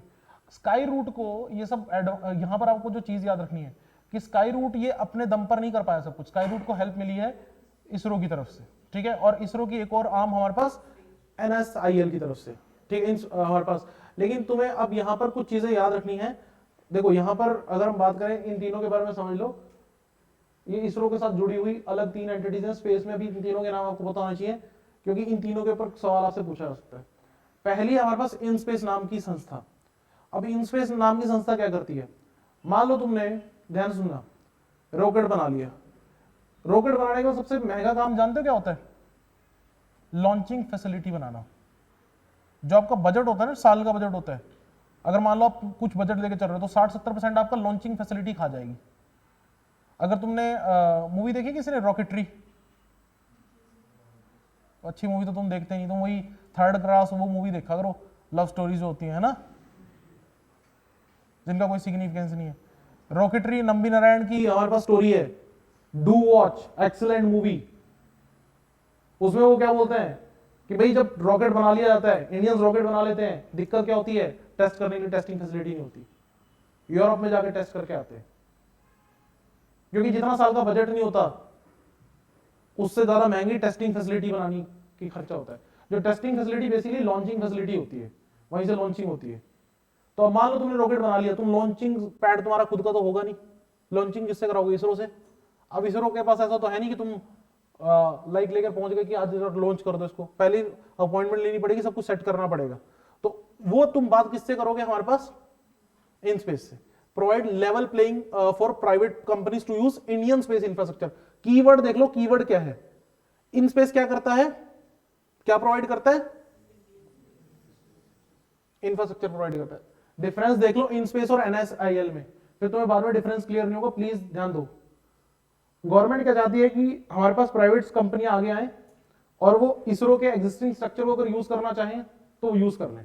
इसके अलावा एक तो इंफ्रास्ट्रक्चर होता है, एक टेक्नोलॉजी होती है, दोनों डिफरेंट डिफरेंट चीजें हैं। इंफ्रास्ट्रक्चर क्या है कि मान लो कोई हमारे पास क्लासरूम हमारा ले ले, तो वो इंफ्रास्ट्रक्चर है, हमारे क्लासरूम का इस्तेमाल कर ले। हाँ जी क्लियर। लेकिन टेक्नोलॉजी एक अलग चीज होती है। तो टेक्नोलॉजी जो इसरो ने डेवलप किया over the period of time, decades में, उस टेक्नोलॉजी को प्राइवेट इंडस्ट्री को अगर यूज करना है तो किससे कांटेक्ट करेगा? हाँ जी क्लियर। तो टू यूज द, फिर से कीवर्ड्स पे फोकस करो, कीवर्ड्स दिखाई दे रहे हैं। NSIL के साथ हमारे पास to use the research and development, technology देगा प्राइवेट प्लेयर्स को। तुम्हें कोई टेक्नोलॉजी की जरूरत है, तुम्हें पूछना है कि रॉकेट कैसे बनता है, रॉकेट में क्या टेक्नोलॉजी होती है, तुम्हारी एक प्राइवेट कंपनी है, तो तुम किससे कांटेक्ट करोगे? NSIL से। हाँ जी क्लियर। तुम्हें इंफ्रास्ट्रक्चर यूज करना है इसरो का, इन स्पेस, ठीक है। अब ये तीसरा क्या है, ये अभी रिसेंट देखने को मिला है, इंडियन स्पेस एसोसिएशन, ठीक है। तो हमारे पास, ध्यान से सुनिएगा, इसका काम क्या है? ये पूरे कलेक्टिव इंडियन स्पेस इंडस्ट्री का एक जॉइंट, जैसे तुमने सुना ना, फिक्की सुना नाम, federation of Indian chambers of commerce and industry, Indian companies की एक जॉइंट वॉइस कहा जाता है उसको। ये इंडियन स्पेस इंडस्ट्री की जॉइंट वॉइस है। इसमें सारे मतलब इंडियन प्राइवेट स्पेस प्लेयर भी हैं, इंडियन सारे स्पेस के प्लेयर्स भी होंगे, और वो प्लेयर्स भी होंगे जो इंडिया में काम कर रहे हैं। ये कुछ समझ आई चीजें या नहीं तुम लोगों को? तो अगर मैं तुमसे पूछूं कि इंडियन प्राइवेट सेक्टर जो है वो तेजी से बूम कर रहा है और उसमें इंडियन गवर्नमेंट का क्या कंट्रीब्यूशन है, तो तुमने कुछ नहीं करना, तुमने सबसे पहले तो ये 3 चीजें पकड़ लेनी है। पहले तो तुम 1-2 कहानी लिख देना, 1-2 लाइन लिख देना, फिर तुमने इन 3 के ऑर्गेनाइजेशन के बारे में तो बताना ही बताना है। ये तीनों मिलकर हमारे पास टेक्निकली सरकार के द्वारा लिए गए स्टेप हैं जो कहीं ना कहीं किसको मजबूत कर रहे हैं, इंडियन प्राइवेट स्पेस सेक्टर को। हाँ जी क्लियर? मिनिस्ट्री ऑफ स्पेस के अंडर आते हैं सर। ये बेसिकली ये तो दोनों इसरो के साथ ही हैं, ये अलग से। बिल्कुल सर, प्राइवेट प्लेयर्स की हेल्प करने के लिए है। ये किस लिए है? देखो फिर से सुनो, ये इसरो का जो इंफ्रास्ट्रक्चर है वो प्राइवेट प्लेयर्स को अवेलेबल कराएंगे, ये इसरो की टेक्नोलॉजी प्राइवेट प्लेयर्स को अवेलेबल कराएंगे। तो दोनों किसके लिए है? प्राइवेट प्लेयर्स के लिए। यस और नो? तो अगर मैं तुमसे पूछूं कि गवर्नमेंट ने, सरकार ने प्राइवेट सेक्टर के लिए किया ही क्या है, क्योंकि अगर कल को तुम ये कह दो कि स्काई रूट ने रॉकेट बनाया जी, उसमें तो सरकार का क्या रोल था, क्योंकि मोदी साहब ने तो उनकी तारीफ कर दी, ठीक है, तो सरकार ने खुद क्या किया तारीफ करने के अलावा? पॉइंट समझ आ रहा है या नहीं आ रहा है? क्या सरकार ने कोई एफर्ट नहीं किए?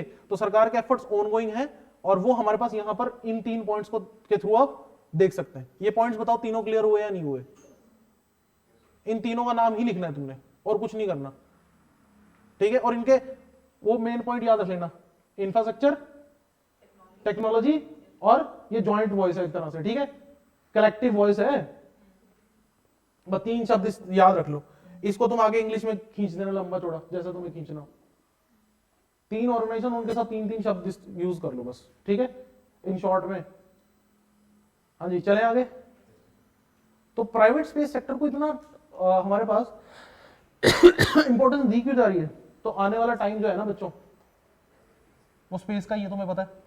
अगले वाले टाइम में स्पेस टूरिज्म हुआ करेगा, आने वाले टाइम में सब कुछ टेक्नोलॉजी ओरिएंटेड होगा, सैटेलाइट्स की और ज्यादा आवश्यकता होगी। आने वाले टाइम में एक कंपनी और तुम्हें दिखाई देगी, मैं तुम्हें आज बता दूं, फ्यूचर में एक कंपनी जरूर होगी जो स्पेस डेब्रिज को क्लियर करने का काम करेगी। उसका काम सिर्फ स्पेस डेब्रिज को ही क्लियर करना होगा। और तुम देखना, उन स्पेस डेब्रिज को क्लियर करने के लिए बड़ी बड़ी स्पेस कंपनीज उन्हें कॉन्ट्रैक्ट देंगी कि इस ऑर्बिट से, इस पर्टिकुलर ऑर्बिट से, अब ऑर्बिट पता है ना तुम्हें, एक डिफाइंड पाथ, अब ऑर्बिट में मान लो स्पेस डेब्रिज पड़ी है, तो तुम्हारा जो सैटेलाइट उस ऑर्बिट में है वो हमेशा रिस्क पे है। तो आने वाले टाइम में मैं तो एक गारंटी देता हूं, कोई बहुत बड़ी कंपनी होगी आज से 10-12 साल तक, जिसका काम क्या होगा, सिर्फ स्पेस डेब्रिज को रिमूव करना, गारंटी है। और वो बिलियंस ऑफ डॉलर्स कमाएगी। स्पेस डेब्रिज समझते हो क्या होती है? अनवांटेड थिंग जो, अब देखो मान लो, टेक द एग्जांपल, मान लो 1960-70 में कोई सैटेलाइट लॉन्च किया था, अब वो खराब हो चुका है, ऐसे ही उसका कंट्रोल चला गया, हमारा कंट्रोल नहीं है उसका, वो ऐसे बस घूम रहा है। अब तुम्हें एक बात और बताता हूँ, ये ऐसे नहीं कि नॉर्मल 10-20 की स्पीड में घूम रहा है, उसकी स्पीड बहुत ज्यादा फास्ट है। इतनी फास्ट है कि मैं तुम्हें बताता हूँ कि अगर मान लो उससे पेंट उखड़ गया है, पेंट समझ लो तुम, पेंट उखड़ जाता है, मेटल का पेंट उखड़ जाता है, तो पुराने टाइम में 1960-70 का पेंट होगा उसका, उस टाइम टेक्नोलॉजी भी इतनी एडवांस नहीं थी, तो उससे अगर पेंट का टुकड़ा उखड़ गया, पेंट इतना सा पेंट का टुकड़ा इतनी स्पीड से मूव करता है कि बुलेट प्रूफ ग्लास को भी तोड़ दे। स्पेस में पेंट का जो टुकड़ा होता है, पेंट समझ रहे हो, पेंट कह रहा हूं मैं, वो इतनी तेजी से मूव करता है कि वो बुलेट प्रूफ ग्लास को भी ब्रेक कर सकता है। अब तुम सोच के देखो, एक पूरा का पूरा सैटेलाइट अगर दूसरी सैटेलाइट में टकराएगा, वो धज्जियां उड़ा देगा, इतनी स्पीड होगी।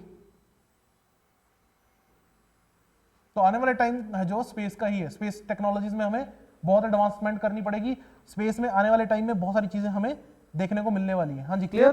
तो प्राइवेट स्पेस कंपनीज का ग्रो करना बहुत जरूरी है। हमारे यहाँ भारत में बहुत सारे यूनिकॉर्न्स आए हैं, लेकिन अब इंडिया क्या चाहता है? पहला स्पेस यूनिकॉर्न, और पोटेंशियली वो स्काई रूट टेक्नोलॉजी बन सकता है। लेकिन अगर हम आगे बात करें, यहाँ पर इन स्पेस का थोड़ा सा देख लेना, ठीक है, इन स्पेस किस तरह से काम करते हैं थोड़ा सा मैंने और बताने की कोशिश की है, क्योंकि इन स्पेस जो है वो ज्यादा इंपॉर्टेंट है। हाँ जी clear?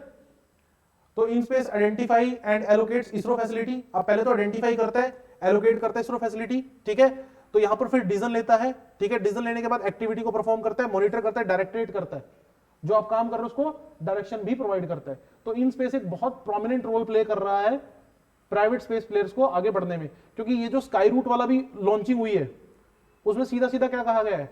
It's not possible without the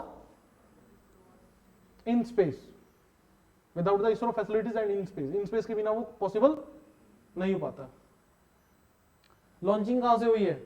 Sriharikota से हुई है, लिखा भी था। हाँ, ये इसरो का ही एक हमारे पास स्पेस स्टेशन, लॉन्चिंग स्टेशन है। तो ऐसा नहीं है कि तुम कहीं से भी लॉन्च कर दो। हाँ जी क्लियर? ये आंध्र प्रदेश श्रीहरिकोटा, इसका नाम है SSDC, Satish Dhawan space centre Sriharikota Andhra Pradesh. Satish Dhawan के नाम पर है। अगेन एक बहुत जाने माने साइंटिस्ट है, ठीक है, clear. Satellite man of India कौन है? अच्छा जी, फिर मिसाइल मैन कौन है? सैटेलाइट मैन कौन है? UR राव, ठीक है, उडुपी रामाचंद्र राव, ठीक है। अभी सैटेलाइट्स की बार बार बात हो रही है तो याद रखना। हाँ जी, क्लियर। चलो नेक्स्ट हमारे पास प्राइवेट प्लेयर्स की नीड क्यों है। तीन अगर मेन हेडिंग्स में उसको हम कंपाइल करें कि प्राइवेट प्लेयर्स की नीड क्यों है। अब ये समझ लो कि इंडियन स्पेस को मतलब सेक्टर को प्राइवेट प्लेयर्स की नीड क्यों है। इनोवेशन, बहुत बार हमारे पास हमें देखने को मिलता है कि हमेशा सरकार ही इनोवेशन नहीं ला पाती। प्राइवेट प्लेयर जब मार्केट में उतरते हैं, उनका कंपटीशन बड़ा होता है, उनके ऊपर प्रेशर होता है कि कॉस्ट को किसी ना किसी तरह से कम करो, जीने मरने का सवाल है, तो अल्टीमेटली हमें क्या देखने को मिलता है? इनोवेशन। हाँ जी, क्लियर। सो अभी इंडियन स्पेस सेक्टर को क्या चाहिए? मच नीडेड इनोवेशन, जो कौन ला सकता है? Private sector. दूसरा, demand for these services soaring world wide. अब देखो, जो सैटेलाइट लॉन्चिंग की जो डिमांड है वो पूरे वर्ल्ड में लगातार बढ़ती जा रही है। तुम मुझे कहोगे कि ये तो इसरो भी पूरी कर रहा है। हाँ जी, तुम मुझे कहोगे तो इसरो भी फुलफिल कर रहा है जो डिमांड है, इसरो सैटेलाइट लॉन्चिंग कर रहा है। इसरो का शेड्यूल जैम पैक चल रहा है। इसरो बहुत बार अपने कस्टमर्स को बोल रहा है कि हमारे पास टाइम नहीं है, लॉन्चिंग के सारे स्लॉट्स फुल है। तो यानी हमें क्या चाहिए? कोई कुछ और प्लेयर्स भी चाहिए जो इंडिया में काम करें और उससे जो फॉरेन हमारे पास रिजर्व है, फॉरेक्स रिजर्व है, वो इंडिया आ सके। हाँ जी, क्लियर। एटलीस्ट एशिया में तो कोई भी क्लाइंट ऐसा ना हो जो यूरोप से लॉन्चिंग कराए। एशिया के तो सारे क्लाइंट जितने भी हों, चाहे जापान हो, चाहे सिंगापुर हो, चाहे साउथ कोरिया हो, तो सब किससे लॉन्चिंग करवाएं? इंडिया से, हमसे। समझ रहे हो या नहीं? तो डिमांड लगातार बढ़ रही है, उतनी डिमांड एंड सप्लाई का कंसेप्ट इकोनॉमिक्स में पढ़ते हो या नहीं? डिमांड बढ़ रही है, सप्लाई है ही नहीं, इसलिए प्राइवेट प्लेयर चाहिए। तीसरा, ग्राउंड स्टेशन इंडिया में भी एक ही है, सतीश धवन स्पेस सेंटर, जो मेजर ग्राउंड स्टेशन है, एक ही स्टेशन है। अगर उसमें कुछ गड़बड़ी हो जाए, मान लो कुछ भी प्रॉब्लम आ जाए, तो आपके सारे सिस्टम डिले हो गए, आपको इमरजेंसी में कुछ लॉन्चिंग करनी हो फिर, तो इसका मतलब आपको क्या चाहिए? एटलीस्ट कुछ और लॉन्चिंग स्टेशन होने चाहिए या नहीं होने चाहिए? तो जो प्राइवेट प्लेयर्स हैं वो नए लॉन्चिंग स्टेशन बना सकते हैं। अब तुम कहोगे सरकार क्यों नहीं बना लेती, तो मैंने तुम्हें बताया कि एक लॉन्चिंग स्टेशन बनाना हजारों करोड़ का खर्चा है, जो सरकार बार बार रिपीट नहीं कर सकती। फंडिंग की हमारे पास कंस्ट्रेन होता है, एक बात याद रखो, फंडिंग का हमेशा कंस्ट्रेन रहता है। तो फंडिंग इतनी नहीं है कि तुम 2-4 लॉन्चिंग स्टेशन बना लो, लेकिन हाँ, प्राइवेट प्लेयर आएंगे तो there is a strong possibility कि नए लॉन्चिंग स्टेशंस भी बन जाएंगे। बताओ जी, समझ आया या नहीं आया? तो ये बहुत अपने आप में एक बड़ा माइलस्टोन है हमारे पास कि ये लॉन्चिंग हो पाई, ठीक है। सो हमारे पास अगर हम कंक्लूजन देखें तो with the increase of private sector participation in space will make India a bigger player in global space economy. हाँ जी, क्लियर। इंडिया को एक बड़ा प्लेयर बना सकते हैं क्योंकि टेक्नोलॉजिकल एडवांसमेंट होगी। कई बार हम क्या कर सकते हैं, आपको जैसे मैं बताता हूं, निसार का नाम सुना तुमने? सुना या नहीं सुना? निसार स्पेस सेक्टर में, ऐसा नहीं कि तुम्हारा गली मोहल्ले का कोई लड़का है निसार, स्पेस सेक्टर में निसार का नाम सुना है? That is NASA ISRO synthetic aperture radar. NASA ISRO का एक जॉइंट प्रोजेक्ट है। मैं तुम्हें एग्जांपल दे रहा हूं, एग्जांपल भी प्रैक्टिकल एग्जांपल दे रहा हूं। निसार का एक इंपॉर्टेंट प्रोजेक्ट है नासा और इसरो का, ठीक है। NASA ISRO synthetic aperture radar, इसमें नासा और इसरो मिलकर काम कर रहे हैं। आधी टेक्नोलॉजी नासा प्रोवाइड करेगा, आधी इसरो प्रोवाइड करेगा, और एक नई स्पेस डोमेन में काम होगा। अब देखो, ये चीज हम किसके साथ कर रहे हैं? नासा के साथ। अगर इंडिया में 2-4 प्राइवेट प्लेयर होते, जब हम फॉरेनर के साथ कोलैबोरेशन कर सकते हैं, अपने इंडियन प्लेयर के साथ करने में क्या दिक्कत है? यस और नो? यस और नो? जैसे तुम्हें अभी एक और एग्जांपल देता हूं, ज्यादातर जो ऑनलाइन टेस्ट होते हैं इंडिया में टाटा कंडक्ट कराता है, TCS, पता है तुम्हें या नहीं? ज्यादातर ऑनलाइन जो टेस्ट होते हैं कौन कंडक्ट कराता है? TCS कंडक्ट कराता है। टेक्नोलॉजी में अब अगर सरकार को भी इंफ्रास्ट्रक्चर बनाना पड़ जाता, सरकार के हाथ खड़े हो जाते।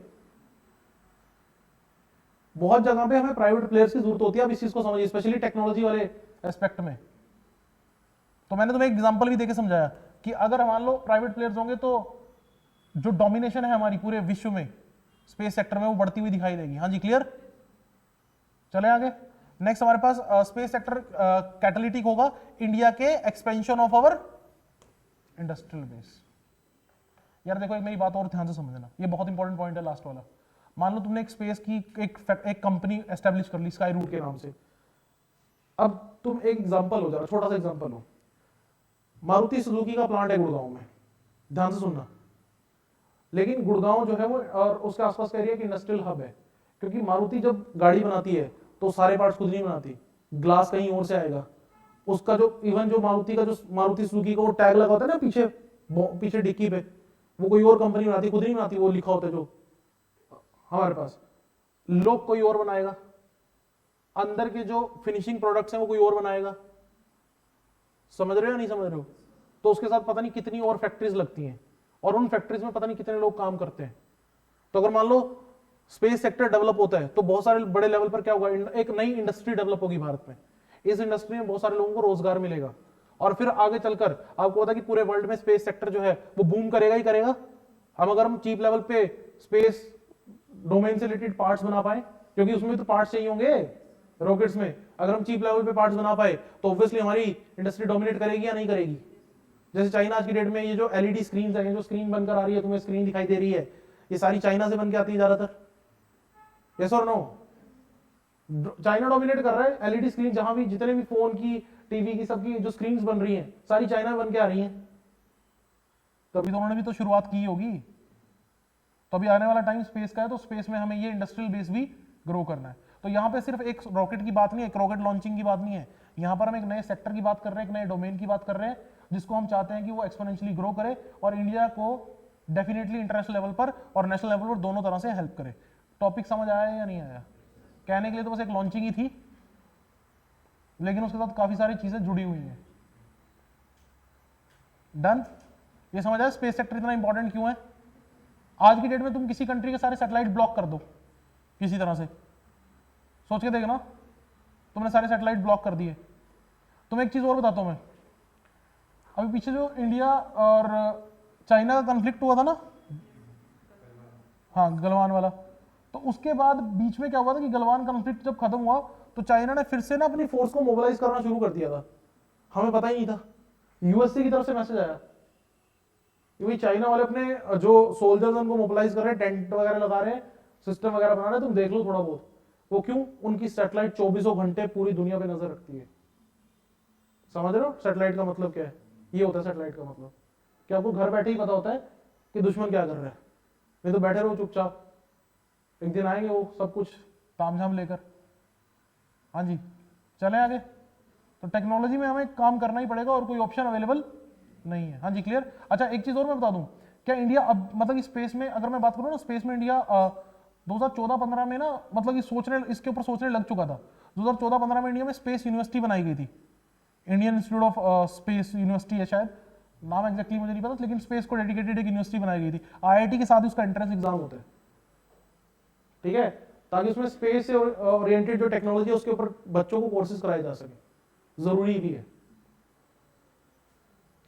नेक्स्ट टॉपिक बहुत इंपॉर्टेंट है हमारे पास, COP27 अभी कंक्लूड हुई है मीटिंग। हाँ जी, पता होगा आप लोगों को। तो इसमें हम कुछ की फाइंडिंग्स देखेंगे, कुछ इंपॉर्टेंट चीजों के ऊपर बात करेंगे। तो हमारे पास ये पहली बात तो COP का मतलब क्या है? Conference of parties. तो यहाँ पर ये United nation framework convention on climate change, इसके द्वारा ये कंडक्ट कराई जाती है। हाँ जी, क्लियर? अब यहाँ पर आप समझिए कि meeting review the progress made by the fight against climate change. देखो क्लाइमेट चेंज क्या है? क्लाइमेट चेंज का मतलब देखो, एक बात ध्यान से सुन लेना, क्लाइमेट चेंज का मतलब सिर्फ गर्मी नहीं होता, उसका मतलब एक्सट्रीम वेदर कंडीशंस है। पहली बात तो आप ये समझो, ऐसी बाढ़ आएगी, ऐसी बारिश आएगी जो तुमने कभी देखी नहीं होगी, ठीक है? ऐसी बारिश पड़ेगी कि लगातार बारिश चलती रहेगी।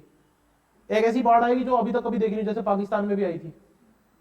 ऐसे मौसम में बारिश होनी शुरू हो जाएगी जो अभी तक एक्सपेक्ट नहीं की थी। समझ रहे हो? ऐसे टाइम पे स्नो पड़ जाएगी अलग टाइम पर, और कई बार एक्सट्रीम विंटर कंडीशंस भी देखने को मिलती हैं। जैसे हमारे पास एक्सट्रीम विंटर कंडीशंस कहां देखने को मिलती हैं? In the northern hemisphere. Extreme winter condition कहां, कैसे? जैसे यूएस और कनाडा के ना कुछ शहरों में एक्सट्रीम, कुछ सालों पहले बहुत खतरनाक एक्सट्रीम ठंड देखने को मिली थी जब डोनाल्ड ट्रंप प्रेसिडेंट थे। मतलब सारे रिकॉर्ड तोड़ दिए थे, मार्स से ज्यादा ठंडे एरिया हो गए थे। मार्स पे जितना टेम्परेचर था ना, उससे ठंड होती है, उससे ज्यादा ठंड होने लगी थी। अब ये सब जब फिर डोनाल्ड ट्रंप ने ट्वीट भी किया था कि लोग बोल रहे हैं कि ग्लोबल वार्मिंग है, कहां है ग्लोबल वार्मिंग? तो मतलब कि अब ये ही है ना कि कम पढ़े लिखे लोगों को कौन समझाए। एक्चुअली क्या इसमें ज्योग्राफी का कंसेप्ट भी आता है, पता नहीं तुम्हें पढ़ा है या नहीं। अभी अगर ज्योग्राफी नहीं पढ़ी तो तुम्हें नहीं पता होगा कि नॉर्थ पोल और साउथ पोल में जो हमारे पास एक्सट्रीम बर्फ जमी हुई है, उससे जो ठंडी हवाएं हैं वो नीचे नहीं आती, उसके लिए कौन रिस्पॉन्सिबल है? Polar vortex. पोलर वोर्टेक्स एक पर्दे की तरह है। हाँ जी, क्लियर। पोलर वोर्टेक्स क्या है? ये एक पर्दे की तरह है जो यहाँ पे हवाएं चल रही हैं। तो ये क्लाइमेट चेंज की वजह से क्या होने लगा है? क्लाइमेट ये डिस्टेबलाइज होने लगा है। डिस्टेबलाइज का मतलब ये पर्दा कैसा है? जैसे तुम कभी शॉपिंग मॉल में गए हो तो शॉपिंग मॉल में गेट के ऊपर ना हवा चल रही होती है, वो लगाया होता उन्होंने ताकि बाहर की हवा अंदर ना आए, अंदर की हवा बाहर ना जाए। तो ये उसी पोलर वोर्टेक्स वही है। अब लेकिन क्या हुआ है कि जब से ग्लोबल वार्मिंग बढ़ी है तो ये डिस्टेबलाइज होने लगा है, तो यहाँ से ठंडी हवाएं ना नीचे आने लगी हैं, तो इसलिए एक्सट्रीम ठंड भी देखने को मिल रही है। तो क्लाइमेट चेंज का मतलब पहले तो मैं ये समझा रहा था कि क्लाइमेट चेंज का मतलब सिर्फ गर्मी नहीं है कि टेम्परेचर का बढ़ना, वो उसका एक पार्ट है। क्लाइमेट चेंज का मतलब क्या है? Extreme weather conditions. ठीक है, चले आगे, करें स्टार्ट टॉपिक। ओके, सो अभी ये कॉन्फ्रेंस ऑफ पार्टीज मीटिंग हुई कहां पे है हमारे पास? अगर हम बात करें, ये शर्म अल शेख में हुई है, इजिप्ट में। और पहली मीटिंग याद रख लेना, बर्लिन जर्मनी में हुई थी 1995 में। ठीक है, अभी रिसेंटली कहां हुई है? शर्म अल शेख। ठीक है, शर्म अल शेख इज इन इजिप्ट। अब यहां पर क्या है कि मीटिंग अगली बार जो होगी वो हमारे पास दुबई में होगी। एक्चुअली क्या होता है, तुम ये भी याद रखना कि यूएन ने 5 रीजन्स को आइडेंटिफाई किया हुआ है। इन रीजन में टर्न बाय टर्न हर एक कंट्री की टर्न आती है मीटिंग को होस्ट करने को लेकर। हाँ जी, क्लियर। हर कंट्री की अलग अलग टाइम पर टर्न देखने को मिलती है। ये बात समझ आई सबको? अच्छा, अब सवाल ये उठता है, अब ये COP28 में करते क्या है? क्या बात करते हैं ये? अब देखो,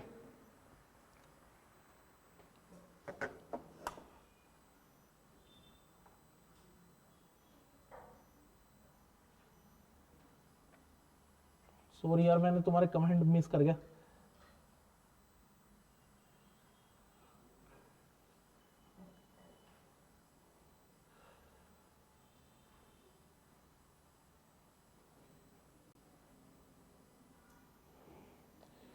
शरद यार, ये बहुत कॉम्प्लिकेटेड इशू है। ठीक है, जो आप कह रहे हो ना, ये अर्ली सेकुलरिज्म का ये अलग डिबेटेबल टॉपिक है।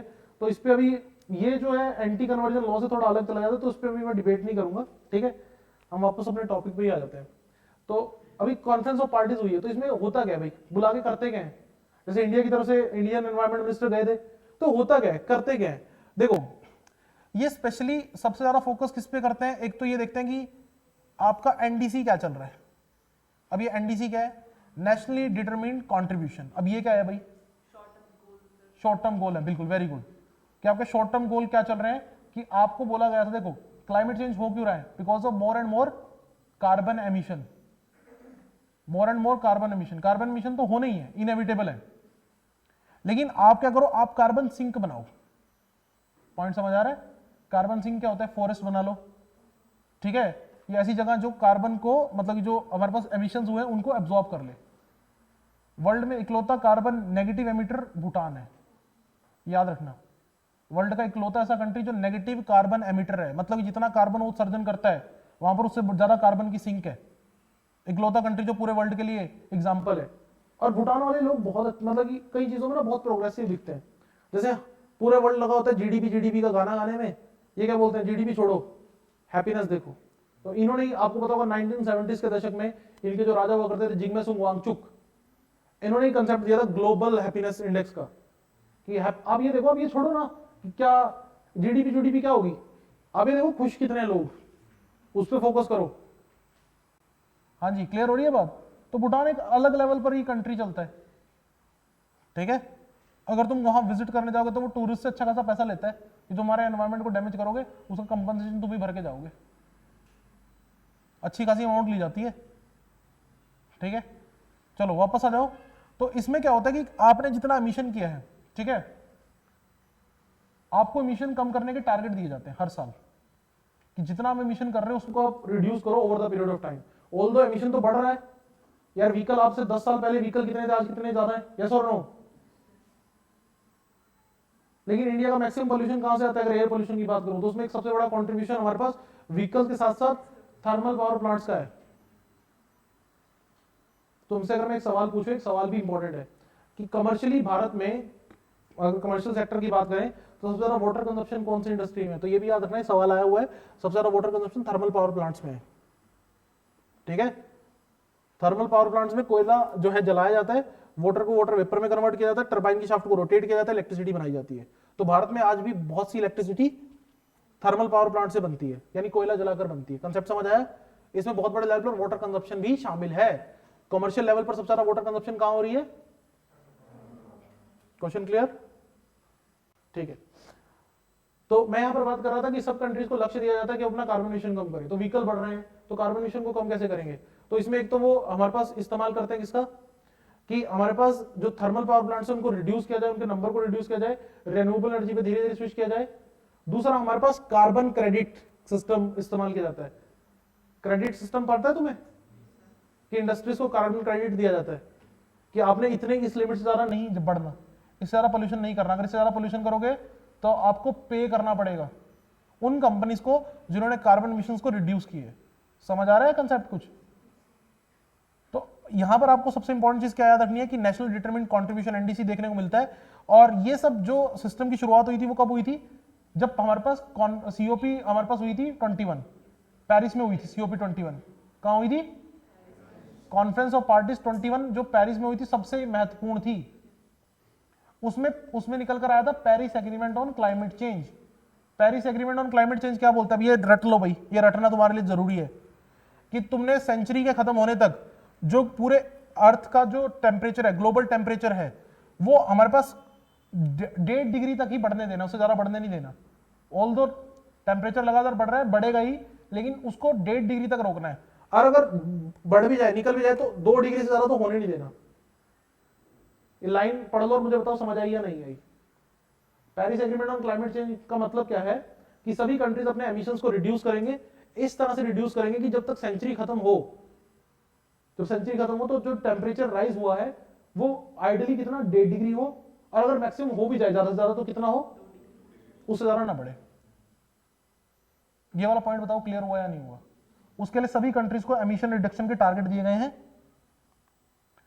लेकिन यहां पर कुछ जो तथ्य निकलकर सामने आए हैं वो चौंकाने वाले हैं और थोड़ा सा चिंता वाले भी हैं। अब सीओपी 27 की जो इंपॉर्टेंट फाइंडिंग्स है वो देख लो भाई, ठीक है? और यहां से तुम्हें क्वेश्चन भी मिल सकते हैं, ठीक है?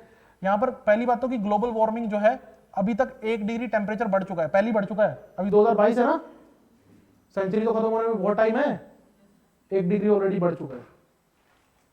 ठीक है, कहां हम बात कर रहे थे कि 1.5 डिग्री बढ़ने देंगे पूरे सेंचुरी में, ठीक है? और अगर इसी रफ्तार से बढ़ता रहा तो ये बोल रहे हैं कि सेंचुरी खत्म होने तक कितना बढ़ जाएगा? 2.8। तो लगेगा 0.8 ही तो है, एसी चला लेंगे थोड़ा और तेज करके। ऐसा नहीं होता। इसकी वजह से जो तुम्हें इकोनॉमी में डैमेज देखने को मिलेगा, एक रिपोर्ट आई थी, ठीक है? अभी पूरे वर्ल्ड में क्लाइमेट चेंज का सबसे एडवर्स इफेक्ट जिस कंट्री की इकोनॉमी पे देखने को मिला है, आवर कंट्री। क्रॉप फेलियर होते हैं, ठीक है? तुम्हें पता भी नहीं होगा, किसान को समझ भी नहीं आएगा कि वो क्या गलती कर रहा है, उसकी क्रॉप कम होती जा रही है, वो सोचेगा वो तो पिछले साल से ज्यादा मेहनत कर रहे हैं, गलती कहां हो रही है? बाढ़ आएंगे, तूफान आएगा, ठीक है? बहुत प्रॉब्लम आएंगे, लो कास्ट आएंगे। लो कास्ट पता है ना, लो कास्ट अटैक हुआ था पिछली बार, लोग समझ भी नहीं पाएंगे हो क्या रहा है। It's all about climate change, ठीक है? तो इकोनॉमी को बहुत नुकसान पहुंचेगा। एक एक्सट्रीम वेदर जो है वो फ्रीक्वेंट और सीवियर होते चले जाएंगे। पाकिस्तान में जो अभी बाढ़ आई थी, पाकिस्तान ने डेकेड्स में ऐसी कोई बाढ़ नहीं देखी थी, बर्बाद हो गया पाकिस्तान। अभी कल रिपोर्ट आ रही है कि पाकिस्तान को अभी 40 बिलियन की रिक्वायरमेंट है, नहीं तो बैंकरप्ट हो जाएगा। 40 बिलियन कौन देगा उसको? ये भी सबसे बड़ा क्वेश्चन है। चाइना चाइना चाइना कुछ नहीं देने वाला, ठीक है? देखो ये जो बड़े कंट्रीज होते हैं इनको कोई मतलब नहीं होता, इनके लिए अपना इंटरेस्ट प्राइमरी होता है। वो पाकिस्तान को पपेट के तौर पे इस्तेमाल कर रहे हैं, अपने हथियार बेचते हैं पाकिस्तान को दबा के, टेस्टिंग वहीं होती है, ठीक है? अपने हथियार बेच देते हैं कि चलो खरीद लो, ठीक है? पाकिस्तान वाले बोलते पैसा नहीं है, अरे कोई बात नहीं, हमसे पैसा लो इंटरेस्ट पे। ये तुम समझ रहे हो कि क्या हो रहा है? डबल नुकसान हो रहा है पाकिस्तान को। ये कुछ ऐसा है, तुम करियाने की दुकान पे जाओ, और तुम बोलो कि मेरे पास पैसे नहीं है, तो किराने वाला बोले कि ठीक है ले जाओ उधार पे सामान, लेकिन उधार पे रेट ऑफ इंटरेस्ट लगेगा, समझ रहे हो? तो उसको मुनाफा वैसे भी हो रहा है तुमसे सामान बेचकर, और रेट ऑफ इंटरेस्ट। इतना बेवकूफ तुमने कोई देखा पूरे वर्ल्ड में? ठीक है, मतलब अलग ही लेवल पर सिस्टम चल रहा है। तो पाकिस्तान की हेल्प कोई नहीं करने वाला इस टाइम पे, यूएस कर सकता है, क्योंकि यूएस के अपने इंटरेस्ट है, लेकिन यूएस को एक प्रॉपर पॉलिसी बनानी पड़ेगी उस चीज को लेकर कि कैसे हेल्प होगी और क्या फिर उससे बदले में एक्सपेक्ट किया जाएगा। हाँ जी, क्लियर। लेकिन पाकिस्तान का डिस्टेबलाइज होना पूरे वर्ल्ड के लिए खतरा है, न्यूक्लियर वेपन लेके बैठे हुए हैं ये लोग। हाँ जी, क्लियर। चलो आगे। तो अगर हमने, अब देखो यहां पर क्या बताया गया कि 1.5 डिग्री पर ग्लोबल वार्मिंग को रोकना है, तो 45% जो रिडक्शन है वो करनी पड़ेगी 2030 तक, और नेट जीरो एमिटर बनना पड़ेगा 2050 तक। 2050 तक पूरे वर्ल्ड को नेट जीरो एमिटर बनना पड़ेगा, जो बहुत मुश्किल दिखाई देता है टारगेट। जो पेरिस एग्रीमेंट के क्लाइमेट चेंज के अकॉर्डिंग है, की फाइंडिंग समझ आ रही है या नहीं? लेकिन इसमें सबसे इंपॉर्टेंट पॉइंट है लास्ट वाला, सबसे इंपॉर्टेंट पॉइंट जो तुम्हें, मुझे लगता है कि मैक्सिमम पॉसिबिलिटी रहेगी तुम्हारे पेपर में आएगा ही आएगा, ठीक है? प्री में भी आएगा और मेंस में भी आने की, लेकिन ये तो पूरे वर्ल्ड का ओवरऑल बोल रहे हैं ना। आप कार्बन सिंक ज्यादा बना लो अपने यहाँ पे, तो दूसरे कंट्री का भी तो ऑब्जॉर्व करेंगे। ऐसा थोड़ी है कि पाकिस्तान वाले मिशन इंडिया में आने से मना कर देंगे, या इंडिया वाले मिशन बॉर्डर देख के रुक जाएंगे, हैं? एमिशन बॉर्डर देख के थोड़ी रुकते हैं। हाँ जी, क्लियर।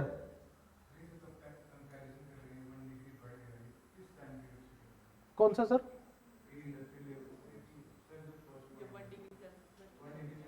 ये पिछली सेंचुरी के कंपैरेटिवली हम देखते हैं लास्ट सेंचुरी के बाद, ठीक है? सबसे इंपॉर्टेंट पॉइंट है loss and damage. COP27 includes loss and damage in the main agenda. अब मेन एजेंडा में लॉस एंड डैमेज, अभी लॉस एंड डैमेज का मतलब क्या है ये समझो, इसके लिए मैंने स्पेशल एक स्लाइड रखी हुई है, इसको समझ लो। लॉस एंड डैमेज क्या है पहले तो मैं बताऊंगा, फिर तुम इसको पढ़ना।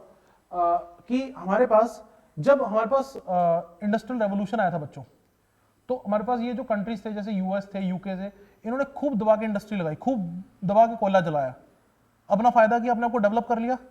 नुकसान किसको किया? पूरे वर्ल्ड के एनवायरनमेंट को। यस और नो? अब हो क्या रहा है कि अब ये बोलते हैं कि ठीक है, जब अब पूरे वर्ल्ड जो है सफर कर रहा है, ये बोलते हैं ठीक है हम रेन्यूएबल एनर्जी पे स्विच करेंगे और कोई भी कोयले नहीं जलाएगा। अरे भाई, जो गरीब देश हैं वो कोयले की जगह कोई और फ्यूल कैसे इस्तेमाल कर लें? गलती तुमने की है, पूरे वर्ल्ड को तुमने सब तुम्हारी वजह से सफर कर रहा है। और इवन अब जो क्लाइमेट के जो एडवर्स इफेक्ट देखने को मिल रहे हैं, एडवर्स इंपैक्ट देखने को मिल रहे हैं, सबसे ज्यादा वनरेबल कंट्रीज में देखने को मिल रहे हैं, जो पुअर कंट्रीज हैं। पाकिस्तान देख लो, पाकिस्तान में थोड़ी हुई थी इंडस्ट्रियल रेवोल्यूशन, इन्होंने थोड़ी इतना पोल्यूशन किया है। पोल्यूशन जो कर रहे हैं भुगत ये लोग रहे हैं।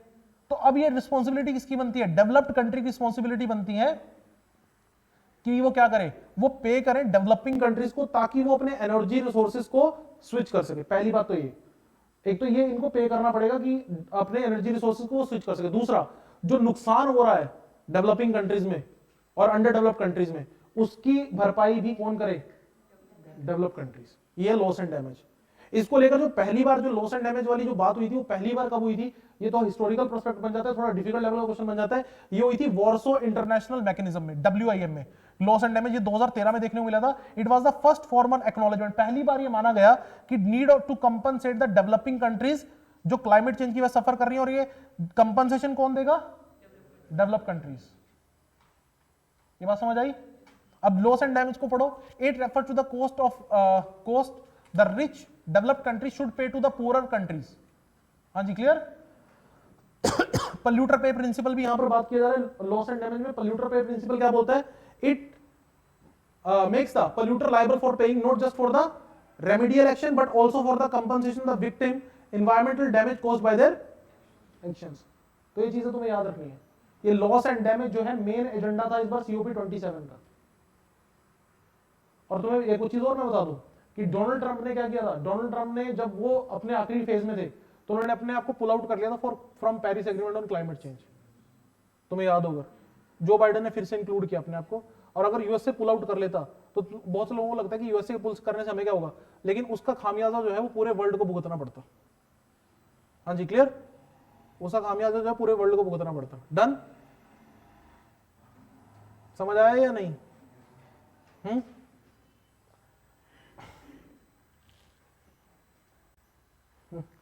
Indian can help on the exchange of PoK 40 billion के लिए कह रहे हैं कि पीओके ले लो पाकिस्तान 40 बिलियन दे सकता है इंडिया इंडस्ट्रियलिस्ट भी थोड़ी हेल्प कर देंगे। ओके अब इसमें एक और चीज, ये जो COP27 है इसमें एक और चीज बहुत इंपॉर्टेंट देखने को मिली है, वो क्या है? मार्स। ये मार्स नहीं है, ये साथ वाला प्लैनेट बना दो, ठीक है। देखो अगर ऑप्शन देना होगा ना तो एक ऑप्शन ये भी देंगे कि मार्स में ऑब्जेक्टिव है कि जो पूरे वर्ल्ड की हमारे पास एमिशन है उनको भर के एक जहाज में मार्स पे भेज दो, है ना, लेकिन वो नहीं है ये, ठीक है, ऐसा कुछ नहीं है। तो पहले तो मार्स की फुल फॉर्म देखो, that is methane alert response system, ठीक है। इस देखो अब दो तीन चीजें तुम्हें समझनी पड़ेगी। पहली बात तो ये बच्चों कि हमारे पास ग्रीन हाउस गैसेज जो हैं वो हमारे पास अर्थ का टेम्परेचर लगातार बढ़ा रही हैं। ग्रीन हाउस गैसेज जो हैं वो हमारे पास ट्रैप कर लेते हैं किसको? हीट को, रेडिएशन को बेसिकली। और ऐसा कौन सी ग्रीन हाउस गैस की कैटेगरी में ऐसा किसको रखते हैं जो इनकमिंग और आउटगोइंग दोनों को कैप्चर करता है? वो है वाटर वेपर। वाटर वेपर को ग्रीन हाउस गैस की कैटेगरी में रखा जाता है और वो इकलौती ऐसी ग्रीन हाउस गैस की कैटेगरी है जो इनकमिंग और आउटगोइंग दोनों को कैप्चर करता है। सबसे ज्यादा ग्रीन हाउस गैस में कंट्रीब्यूशन जो है, मतलब कि हीटिंग में कंट्रीब्यूशन जो है वो वाटर वेपर का है। सबसे इंपॉर्टेंट ये पॉइंट याद रखना। उसके बाद कार्बन डाइऑक्साइड सबसे मेजर ग्रीन हाउस गैस है, उसके बाद हमारे पास मीथेन। तो गैसेस में अगर मैं बात करूं, पहले पे कार्बन डाइऑक्साइड, दूसरे पे मीथेन। हाँ जी क्लियर। लेकिन मीथेन को ज्यादा खतरनाक माना जाता है। तो अब एक सैटेलाइट बेस्ड सिस्टम होगा जिससे हमारे पास मीथेन एमिशंस पे नजर रखी जाएगी, कहां से मीथेन एमिशन ज्यादा हो रहे हैं। और इस सब पे नजर रखने के लिए काम कौन करेगा? सैटेलाइट बेस्ड सिस्टम तो होगा ही होगा, लेकिन मार्स को कंट्रोल कौन करेगा? UNEP, United Nation Environment Programme, जिसका हेडक्वार्टर नैरोबी कीनिया में देखने को मिलेगा आप लोगों। अब इसमें एक और बात मीथेन के बारे में याद रखना कि शॉर्ट लिव्ड क्लाइमेट पॉल्यूटेंट है। याद रखना शॉर्ट लिव्ड क्लाइमेट पॉल्यूटेंट, कुछ शब्द हैं मीथेन को लेकर जो आपको याद रखने हैं। दूसरा, second most abundant green house gas after, याद रखना है। अच्छा मीथेन रिलीज कहां से होती है? तो हाँ जी, राइस फील्ड तो आपने यहाँ पे किसान को ही वो कर दिया है। मीथेन गैस हमारे पास बहुत सारी एक्टिविटी से रिलीज होती है, agriculture is one of them. Even जो हमारे पास, आपको बता दूं कि जो कैटल है, ठीक है, जब वो हमारे पास जो अपनी डेली लाइफ एग्जीक्यूट करते हैं तो उसके वजह से भी बहुत सारी मीथेन गैस रिलीज होती है। एंड इंडिया जो है वो अपने पास one of the largest livestock population रखकर चल रहा है। हाँ जी क्लियर, one of the largest livestock population रखकर चल रहा है। तो उस चीज को मुझे ध्यान रखना बहुत जरूरी है। हाँ जी क्लियर, कि उसकी वजह से भी बहुत बड़ा कंट्रीब्यूशन देखने को मिलता है मीथेन गैस का। अब देखो एक बड़ा इंटरेस्टिंग पॉइंट तुम्हें मैं यहाँ पर बताऊंगा, लेकिन उससे पहले एक और पॉइंट देख लो जो मीथेन से रिलेटेड है, जो तुम्हें पूछा जा सकता है। एक हमारे पास 2021 में ये एनवायरमेंट का क्वेश्चन बनता है, बहुत इंपॉर्टेंट। 2021 में हमें देखने को क्या मिला था? ग्लोबल मीथेन प्लेज, जिसमें क्या कहा गया था कि पूरे वर्ल्ड के मीथेन गैस एमिशंस को हम कट करेंगे 30% बाय, देख लो ये COP27 में फिर से इसके ऊपर बात हुई है। इंडिया ने अभी तक इसका हिस्सा बनने से मना किया हुआ है। और अगर ये हम कर पाए, मीथेन के कंट्रीब्यूशन, मीथेन की कंसंट्रेशन को हम कर पाए, डेफिनेटली तभी टारगेट अचीव हो पाएगा पेरिस एग्रीमेंट वाला। तो पेरिस एग्रीमेंट के साथ ये चीज बहुत ज्यादा इंटरकनेक्टेड है। ये बात समझ आई? ये 2000 हमारे पास ये टारगेट था, लेकिन मुझे लगता नहीं अचीव हो पाएगा क्योंकि ज्यादातर कंट्रीज में सॉरी पार्टिसिपेट नहीं कर रहे। इंडिया भी जो है ये प्लेज नहीं कर रहे, मतलब ये मान नहीं रहे। अगर मैं देखूं यहाँ पर द एमिशन शेयर, अगर थोड़ा सा मैं देखूं यहाँ पर एक रफ एस्टिमेट दिया गया, इलेक्ट्रिसिटी प्रोडक्शन की वजह से इंडिया में काफी बड़े लेवल पर, सबसे बड़े लेवल पर इलेक्ट्रिसिटी प्रोडक्शन की वजह से मीथेन एमिशन होते हैं। ये इंडिया के कोरस्पॉन्ड में तुम्हें बताया मैंने। फिर तुम देखो एग्रीकल्चर का एक बहुत बड़ा शेयर है, फिर मैन्युफैक्चरिंग इंडस्ट्रीज का शेयर है, फिर ट्रांसपोर्ट, फिर industrial process and product use, waste से भी निकलता है। जो हमारे पास ये वेटलैंड्स होते हैं वहां से भी निकलता है। जब आप राइस फील्ड में पानी खड़ा करके रखते हो तो वहां से भी मीथेन गैस निकलती है। वेटलैंड से भी बहुत सारी मीथेन गैस निकलती है। ये शेयर याद रख लेना प्लीज, इसीलिए मैंने यहाँ पर ये एमिशन शेयर वाला एक डायग्राम डाला था कि तुम्हें आइडिया रहे कि मैक्सिमम कंट्रीब्यूशन कहां कहां से हो रहा है मीथेन का। ये इंडिया के कंटेक्स्ट में, और पूरा वर्ल्ड क्या कह रहा है कि मीथेन गैस के एमिशन को रिड्यूस करो। अब इसमें एक और इंटरेस्टिंग पॉइंट जो इंडिया के कंटेक्स्ट में तुम्हें पता होना चाहिए। यहां तक क्लियर हुई बात? अच्छा 2000 जो 21 की मीटिंग थी, तो COP26, ये 2021 वाली मीटिंग है। इसमें इंडिया ने 5 प्लेज लिए थे। यार ये प्लेज ना तुम्हें याद रखने पड़ेंगे, ये प्लेज भी तुम्हें याद रखने पड़ेंगे। 5 प्लेज लिए थे इंडिया ने। इसमें पहला प्लेज क्या था कि 2030 तक इंडिया 500 गीगावाट इलेक्ट्रिसिटी प्रोड्यूस करेगा from non fossil sources. Renewable energy अलग है, नॉन फॉसिल सोर्सेज में ये आपका ये बोलते हैं ना इसको न्यूक्लियर एनर्जी, वो भी शामिल रहेगी। नॉन फॉसिल का मतलब क्या है कि उसमें न्यूक्लियर एनर्जी भी होगी, रेन्यूएबल एनर्जी भी होगी। अगर रेन्यूएबल एनर्जी लिखा होता तो फिर उसमें न्यूक्लियर एनर्जी नहीं होती। हाँ जी, क्लियर। तो ध्यान दीजिएगा, ध्यान देने वाली बात क्या है, वो आपको पेपर में कंफ्यूज कर सकते हैं, पेपर में कंफ्यूज कर सकते हैं। पहले वहां पर नॉन फॉसिल की जगह रेन्यूएबल लिख देंगे। हाँ जी, क्लियर। तो ये थोड़ा सा ध्यान दीजिएगा। दूसरा point, 50% energy requirement by renewable energy. देखो दूसरा पॉइंट अलग है कि 50% जो है, जो एनर्जी की रिक्वायरमेंट है। अब एनर्जी, अब ये इलेक्ट्रिसिटी है, एनर्जी रिक्वायरमेंट अलग है, मतलब कि बेसिकली एनर्जी, सॉरी ये भी है ना एक, हाँ ये रिन्यूएबल एनर्जी वाला कंसेप्ट आ गया इसमें 2030, ठीक है। इसमें एक चीज और देखो, 1 बिलियन टन कार्बन एमिशन जो है वो रिड्यूस करेंगे, ठीक है। 1 बिलियन कार्बन एमिशन रिड्यूस करेंगे, और हमारे पास रिड्यूस कार्बन इंटेंसिटी 45% बाय 2030, और नेट जीरो एमिटर हम बन जाएंगे कार्बन का 2070 तक। यूएसए ने कहा है 2050, चाइना का 60 है, ठीक है, और इंडिया का 70 है। तो एटलीस्ट ये 3 तो याद रख ही लेना, ठीक है। लेकिन ये तो पिछले साल की मीटिंग की बात हुई। इस बार इंडिया ने क्या कहा है, ये ज्यादा इंपॉर्टेंट है। 2027 की जो मीटिंग हुई है, इसमें इंडिया ने क्या बात की है। हाँ जी, बोर्ड की तरफ ध्यान दीजिए सब लोग। तो इसमें इंडिया ने क्या कहा है कि हमारे पास 6 स्ट्रेटेजिक सेक्टर्स को हम यहां पर लॉन्ग टर्म स्ट्रेटेजी के तहत हैंडल करेंगे। इसमें ध्यान देने वाली बात है, कौन कौन सेक्टर की बात की है, electricity, transport, urban industry, carbon dioxide removal और फॉरेस्ट। एग्रीकल्चर की बात नहीं की, एग्रीकल्चर की बात नहीं की यहाँ पे, क्योंकि जब एग्रीकल्चर की बात आती है तो एग्रीकल्चर में आप रिफॉर्म्स नहीं ला सकते, वो सेंसिटिव मुद्दा हो जाता है, तो सरकार उससे बचती है। हाँ जी, क्लियर हो रही है बात। एग्रीकल्चर की बात ही नहीं की यहाँ पे। और यहाँ पर एक और बात मैं तुम्हें बता दूं कि अगर इंडिया को ये क्लाइमेट चेंज वाला कंसेप्ट 2030 तक के टारगेट अपने अचीव कर रहे हैं, तो इंडिया को कितना पैसा चाहिए होगा,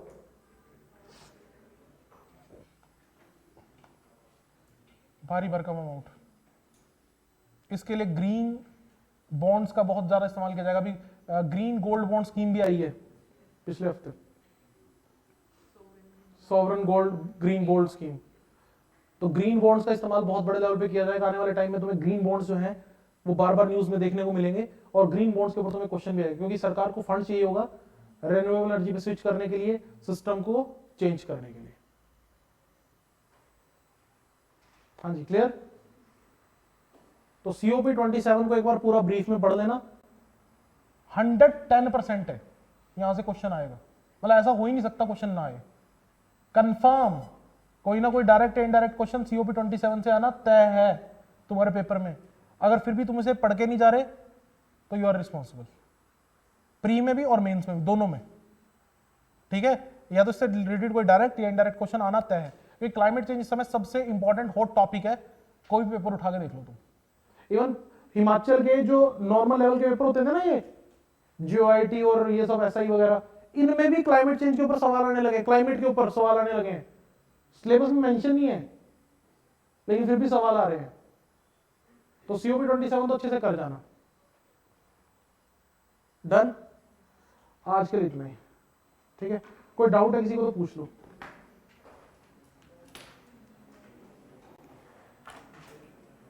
ऑनलाइन बच्चों को क्लियर है? हाँ, ग्लोबल शील्ड भी है, बिल्कुल।